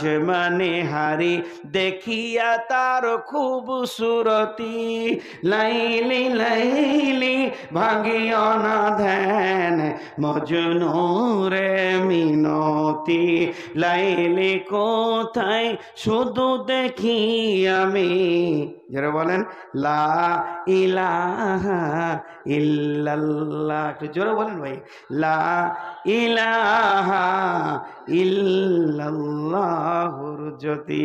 আল্লাহ তাবারাক ওয়া তাআলা বলছেন, মুমিন রে আল্লাযীনা ইউমিনুনা বিল গায়বি, আমাকে যে দেখলো না অথচ ইমানে পরিপূর্ণ করে দিল, তার ইমান মেনে নিল, আল্লাহ মেনে নিয়েছে, আল্লাহ আছে, হাসর আছে, পুলসেরাত আছে, আজাব আছে, জান্নাত আছে, সুখ শান্তি আছে, হাজে কাউসার আছে, এবং কিয়ামতের মাঠে হিসাব দিতে হবে, নেকি বদি ওজন হবে, এইগুলোর উপরে টোটাল যে ঈমান আল্লাহ, এটা হলো 4 নম্বর, 3 নম্বর।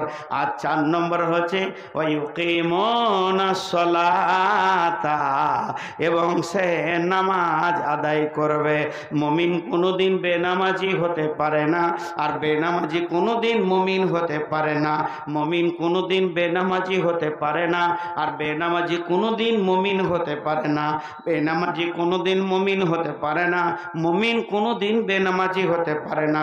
মুমিনের দ্বারা ছোটখাটো গুনাহ হয়ে যেতেই পারে, ভুলবশত, নামাজ ছাড়ার মতো গুনাহ সে করবে না। আর বেঈমানের দ্বারা বড় বড় নেকি হয়ে যেতে পারে, কিন্তু সে নামাজ পড়ার মতো নেকিটা করতে পারবে না। এটাই হলো মুমিনের সাথে একটা আপনার কিনা কাফেরের পার্থক্য। আল্লাহ তাবারাক ওয়া তাআলা বলছেন যে, শুনেলে যখনই আমার ওপরে তোর বিশ্বাস আসবে, তখন তোকে প্রথম কাজে পাওয়া যাবে ওয়ায়ুকিমুনাস সালাতা, নামাজের কাতারে তোমাকে পাওয়া যাবে। আল্লাহ নবী বলছেন, মাঝ রে আমার উম্মতকে বলে দিও, উম্মতের কানে ভরে দিও, লা তাতরুকান্নাস সালাতা মাকতুবাতান মুতাআম্মিদান, ফাইন্না মান তারাকাস সালাতা মাকতুবাতান মুতাআম্মিদান ফাকাদ বারিয়াত মিনহু জিম্মাতুল্লাহ। মাঝ রে ইচ্ছা করে জ্ঞানবশত যেন 1 ওয়াক্ত ফরজ নামাজ ছেড়ে দিও না। যে ব্যক্তি ইচ্ছা করে জ্ঞানবশত 1 ওয়াক্ত ফরজ নামাজ ছেড়ে দেবে, আল্লাহর সঙ্গে বান্দার সম্পর্ক কেটে যাবে। জি ভাই, সৌদির জামাতে ছেলেটা কেরলে, তো এক মদিনার লোকের সঙ্গে পরিচয় হয়ে গেছে কদিন জামাতের সাথে। তো উমরা করতে যে ওকে খুঁজছে, ওরা বাড়িতে গিয়েছে কাঠ ধরে। তো গেটম্যান বলছে দোকান মে হ্যাঁ, ওই কেরলেরই গেটম্যান আছে। দোকানে গিয়েছে, দোকানে যে সেলসের কাজগুলো কার করার হিন্দি জানে, ইন্ডিয়ান, বলছে মকান মে হ্যাঁ, দোকান মকান, মকান দোকান।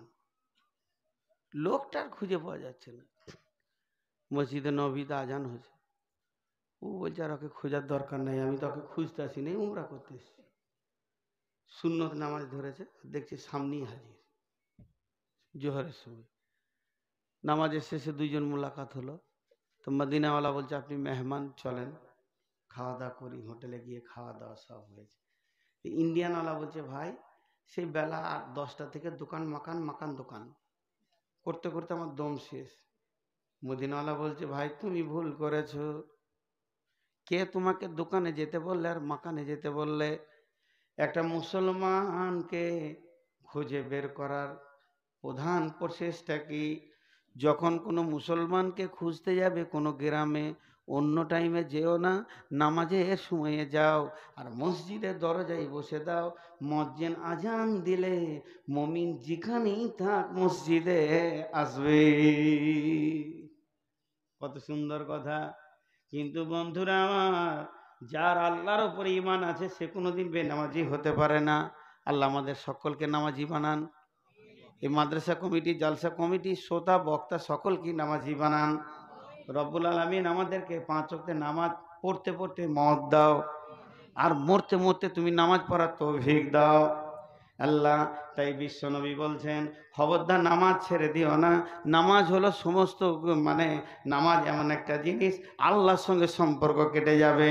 অতএব যে গায়েবের ওপরে ঈমান আনবে সে নামাজ পড়বে। 2 নম্বরে সে কি করবে? ওয়ামিম্মা রাযাকনাহুম ইউনফিকুন। নিজের রুজি থেকে সারা বছর খেটে জমা করেছে সেই টাকা থেকে আল্লাহর রাস্তায় দান করবি। কোনদিন মুমিন বকিল হতে পারে না। যেখানেই মৌকা পাবে, মাদ্রাসা হোক, মসজিদ হোক, জালসা হোক, তাবলীগ হোক, যেখানেই পাবে আপনার কিনা দ্বীনকে বাঁচানোর জন্যে ন্যূনতম যদি কাজ হয়, মুমিন নিজের পকেটে টাকা রাখতে পারবে না, ওই জায়গায় টাকা দেবে। আল্লাহ তাবারাক ওয়া তাআলা বলছেন এই লোকগুলি ডান হাতে সার্টিফিকেট পাবে। যার আমার ওপরে বিশ্বাস আছে ওই লোকটা নামাজ ছাড়বে না, আর ওই লোকটা দান ছাড়বে না। আমাদের ধারণা যার টাকা বেশি তার দান বেশি, যার টাকা বেশি তার দান বেশি, যার টাকা বেশি তার দান বেশি। কিন্তু কোরআন বলছে না, যার ঈমান বেশি তার দান বেশি, যার ঈমান বেশি তার দান বেশি। কোনদিন মুমিন টাকা নিয়ে বুকে করে নিশ্চিন্তে থাকবে না, কারণ সে জানে পৃথিবীর যত সম্পদ আছে এগুলো আমার নয়, যেটা আল্লাহর কাছে জমা করব সেটা আমার। আল্লাহর নবী বলছেন আমার উম্মতের অভ্যাস হচ্ছে মাল মাল মাল মাল মাল, কিন্তু মালের ভিতরে 3টি মাল তোমার। যেটা তুমি খেয়েছো তোমার মাল, যেটা তুমি পড়ছো তোমার মাল, যেটা তুমি দান করছো সেটা তোমার মাল, বাকিগুলো তোমার নয়। এর জন্য বলছেন এই ধন মাল ছিল তোমারও বাবার, সে মরে গিয়ে আজ হয়েছে তোমার। বাপেরই মালিতে তুমি ওয়ারিস হইলে, কাল ছেলে ওয়ারিস হবে তুমি মরে গেলে। ধন ধন করিও না ধন অপরজন, মরিলে তোমার সঙ্গে যাবে না কো ধন। ধন জন অপরজন না রহে কাহার, আর নিত্য ভাবে এই নিত্য ব্যবহার। ধন জন অপরজন না রহে কাহার, অপরে তোমার মালে ওরাবে বাহার। একা অন্ধকারে ছিলে মায়ের উদরে, একা ফের যেতে হবে ঘোর অন্ধকারে। আজ তুমি বাস করিতেছ হয়ে সনকার, কালকে ছাড়িয়ে যাবে সংসার সোনার। আজ তুমি গাড়ি ঘোড়া হইতেছ সওয়ার, কালকে সওয়ারি হইবে জানাজা তোমার। আজ তুমি পরিতেছ রেশম পশম, কালকে পরিবে তুমি মরণের কাফন। আজ তুমি খাইতেছ ফল মাকড়, কালকে খাইবে তোমাকে পোকা ও মাকড়। মানব যদি হগ মদের জ্ঞানী বিচক্ষণ, মুরজিয়া আল্লাহর প্রেমে কাটাও জীবন। ভূমিতে আসিয়া তুমি ভবের মেলায়, হেলায় কাটিয়া নামাতিয়া খেলায়। এ মেলায় বহু লোক আসিয়া ভূমিতে, সব চলে গেল কোথা দেখিতে দেখিতে। সংবাদ তাদের কিছু পাওয়া নাহি যায়, হায় আজ আছে তারা কি হালে কোথায়। নাই সে দেশে কেহ আল্লাহ ভিন্ন আর, করিবে তাহাদের বিন্দু উপকার। দেখিতে আসিলাম মেলা দেখা হলো শেষ, চলো এবার ফিরে যায় আপনার দেশ, যেই দেশে ছিলাম পূর্বে চলো সেই দেশে, কি আছে রয়েছ বসে এসে পরবাসে, মাতা পিতা ভাই বন্ধু আত্মীয় স্বজন ক্রমে সেই দেশে সব করিল গমন, তোমার গমন কাল হয়ে উপস্থিত, সম্বল সংগ্রহণ কর কর যে কি যে, শাহ সেকেন্দার বাদশা মরিবার কালে এই ওসিয়ত করেন ওয়ারিস সকলে, মরিলে আমার তরে শুনো বারে বার, কাফনের সাথে হাত বেঁধো না আমার, সকলিতে মিলে ঝুলে খাটিলিতে করে, দুই হাত ঝুলাইয়া লইয়া যাইও মরে, এই হাল দেখে মর যত মাখলুকাত, আফসোস করিবে আর কহিবে এবার, সাত মুলুকের শাহ সেকেন্দারও ছিল, সাত মুলুকের শাহ সেকেন্দারও ছিল, সকলে থাকিল আজ খালি হাতে গেল। বন্ধুরে, তাই আমার আল্লাহ বলছে আমার উপরে ঈমান আনার পরে পরে তুই নামাজ পড়বি এবং আমার রাস্তায় দান করবি। কয়টা বলা হলো? প্রথম নম্বরে কোরআনের ওপরে বিশ্বাস রাখতে হবে, এর মধ্যে কোনো ভুল নাই, এর মধ্যে কোনো সন্দেহ নাই। দু নম্বর আল্লাহর ভয় দিলে রাখতে হবে, নচেত কিয়ামতের মাঝে ডান হাতে সার্টিফিকেট পাওয়া যাবে না।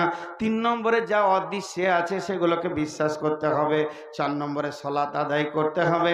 পাঁচ নম্বরে আল্লাহর রাস্তায় দান করতে হবে। দানের কথাটা প্রথমে যখন ধরেছি 4-5 জন পালিয়ে গেল। ওদের ধারণা কি যে যখন এবার কালেকশন করবে ঘর যায়। হ্যাঁ, জি না, এখনো 3টে আছে, তো ওই 3টে বাদ রাখি নাকি? হ্যাঁ, শেষ করবো, ওই 3টে শেষ করবো। আর সেই মিয়া কই? বানি ইসরাইল ভাই কই? কোথায় আছে? আমাকে দিয়ে আসবে তো? আল্লাহ খেপা মানুষ তো, ওই জন্য জিজ্ঞেস করেছি। বাসটা না পেলে খুব কষ্ট পাবো, নেপাল বর্ডারে যাচ্ছে।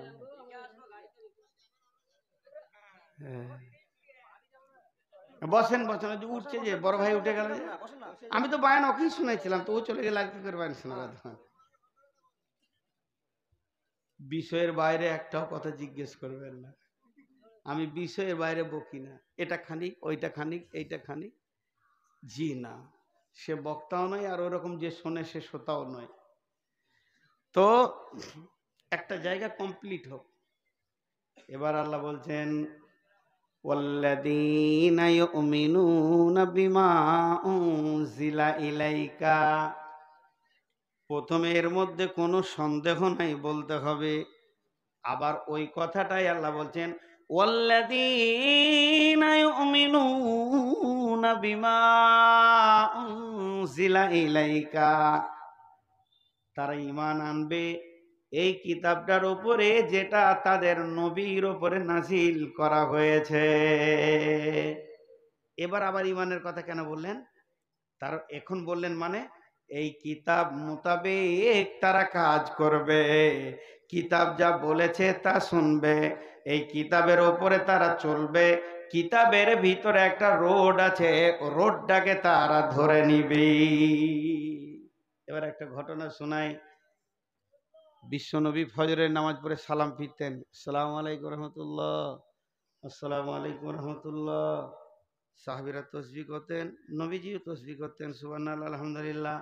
এরই ভিতরে কোনো কোনো দিন নবী বলতেন, রে আমার সাহাবীরা, তোমরা কেউ স্বপ্ন দেখেছো কি? বলো, স্বপ্নের মানেটা আমি বলবো।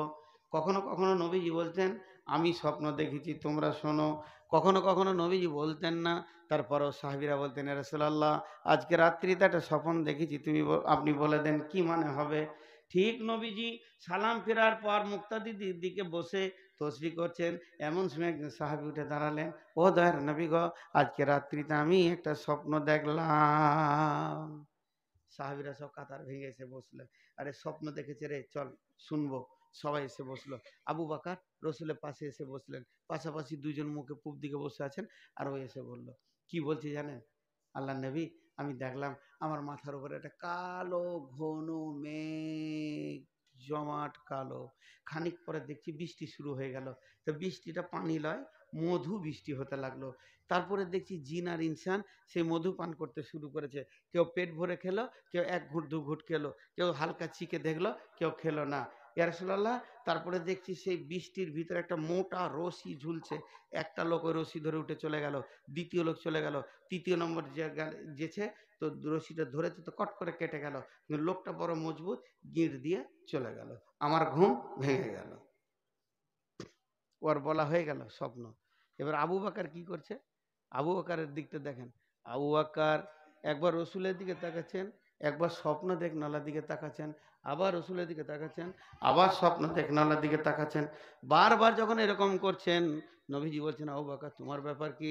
নবীজিকে তখন আবু বকর বলছেন ইয়া রাসূলুল্লাহ, আপনি তো হায়াতে বেঁচে আছেন, মজলিসে আছেন, এর ভাইয়ের এই ভাই যে স্বপ্নটা দেখেছেন, যদি আপনি আমাকে বলেন ওর তফসিরটা কি হবে, ওর স্বপ্নের মানেটা কি হবে, তা আমি বলতে রাজি আছি। আমার ভিতর উতল পাতল করছে, শুধু আপনার পারমিশনটা নেওয়ার জন্য আমি এরকম করছি। নবীজি বললেন আবু বকর রে, তাহলে তুমি তরজমা করো। আবু বকর বলতে শুরু করলেন ভাই বসেন, আপনি যে কালো জমাট মেঘ দেখেছেন, ওটা কোনো মেঘ নয়, ওটা হলো ইসলামের সুশীতল ছায়া। কোনো একদিন এ পৃথিবীর মাটিতে কালেমার পতাকা উড়বে,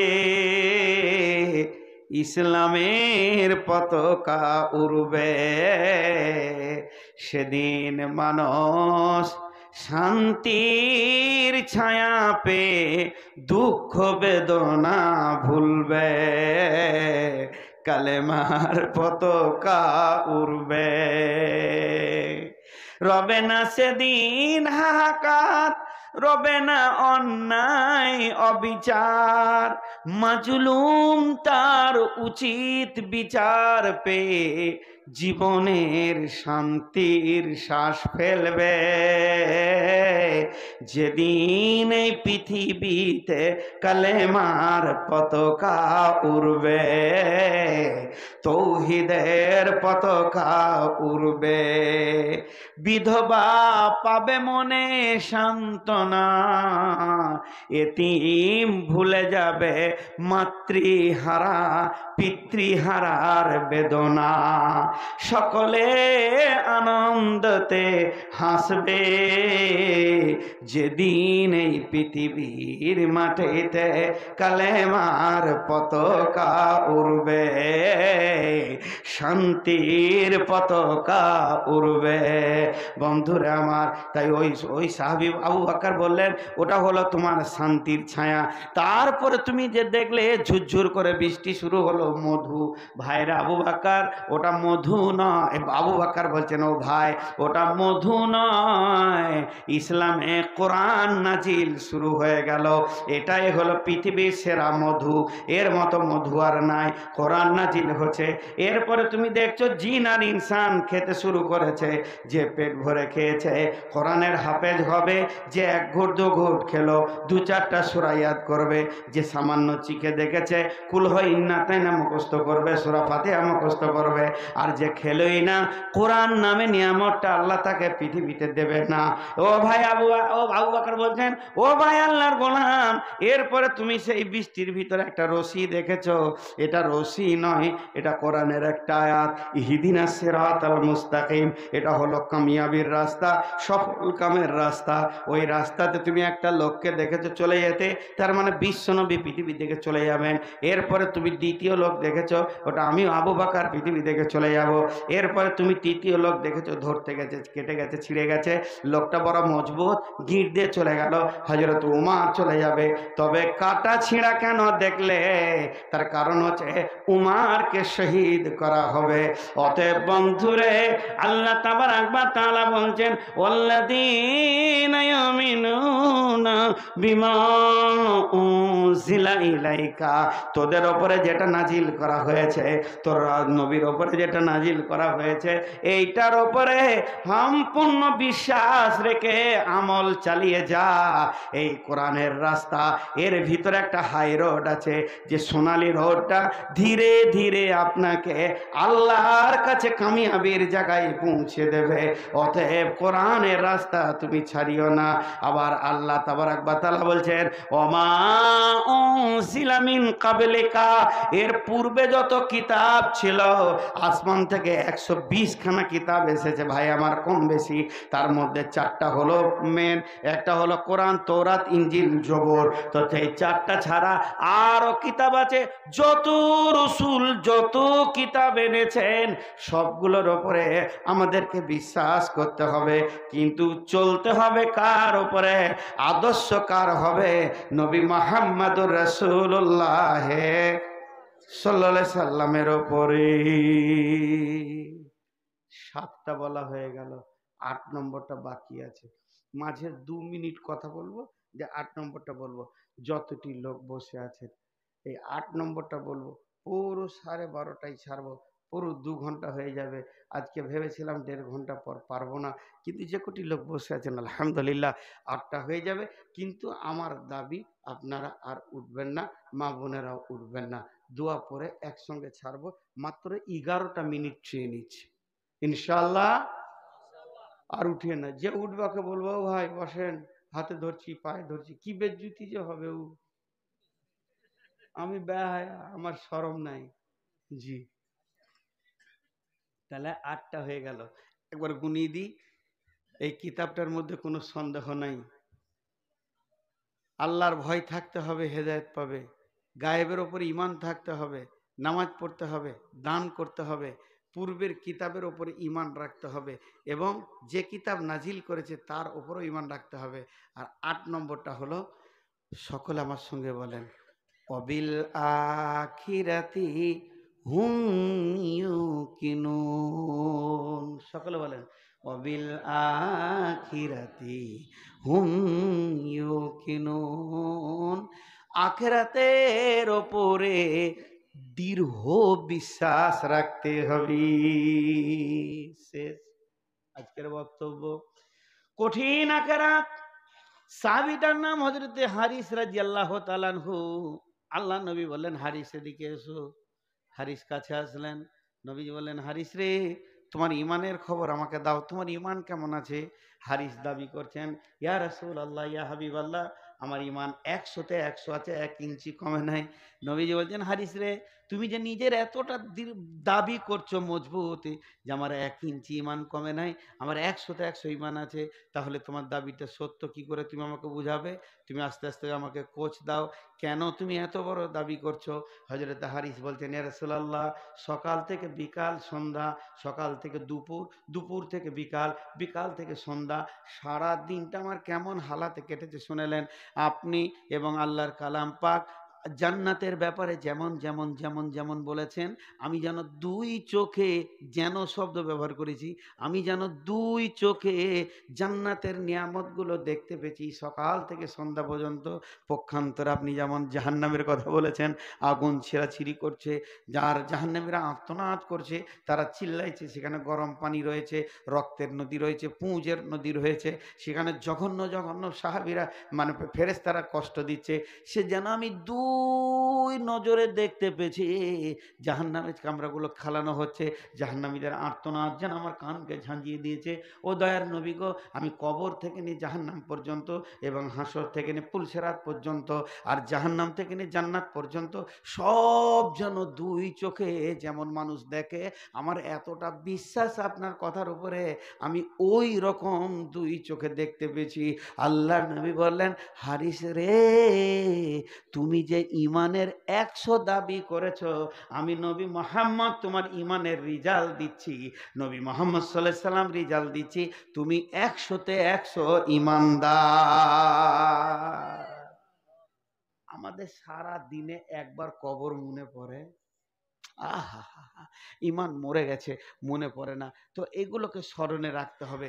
এই টোটাল 8টা গুণ, টোটাল 8টা গুণ, কোরআনের উপরে বিশ্বাস, আর আল্লাহর ভয়, গায়েবের উপরে ঈমান, আল্লাহ নামাজ পড়তে হবে, আবার দান করতে হবে, কিতাবের উপর ঈমান রাখতে হবে, আমাদের পূর্বের কিতাবের রাখতে হবে, আর আখিরাতকে জ্বলন্ত চোখে রাখতে হবে।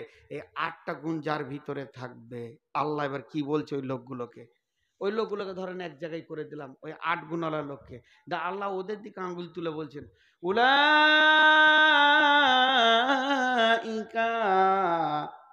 আলা হুদাম মির রাব্বিহিম। এটা বাংলায় বলি, ওরা রয়েছে তাদের রবের সহি রাস্তার উপরে। আবার আর একবার বলছেন, ওয়া উলাইকা হুমুল মুফলিহুন, এরাই তো কিয়ামতের দিনে ডান হাতে সার্টিফিকেট পাবে, সফল কাম হবে, হাসতে হাসতে জান্নাতে যাবি। বায়ান শেষ, বিষয় শেষ।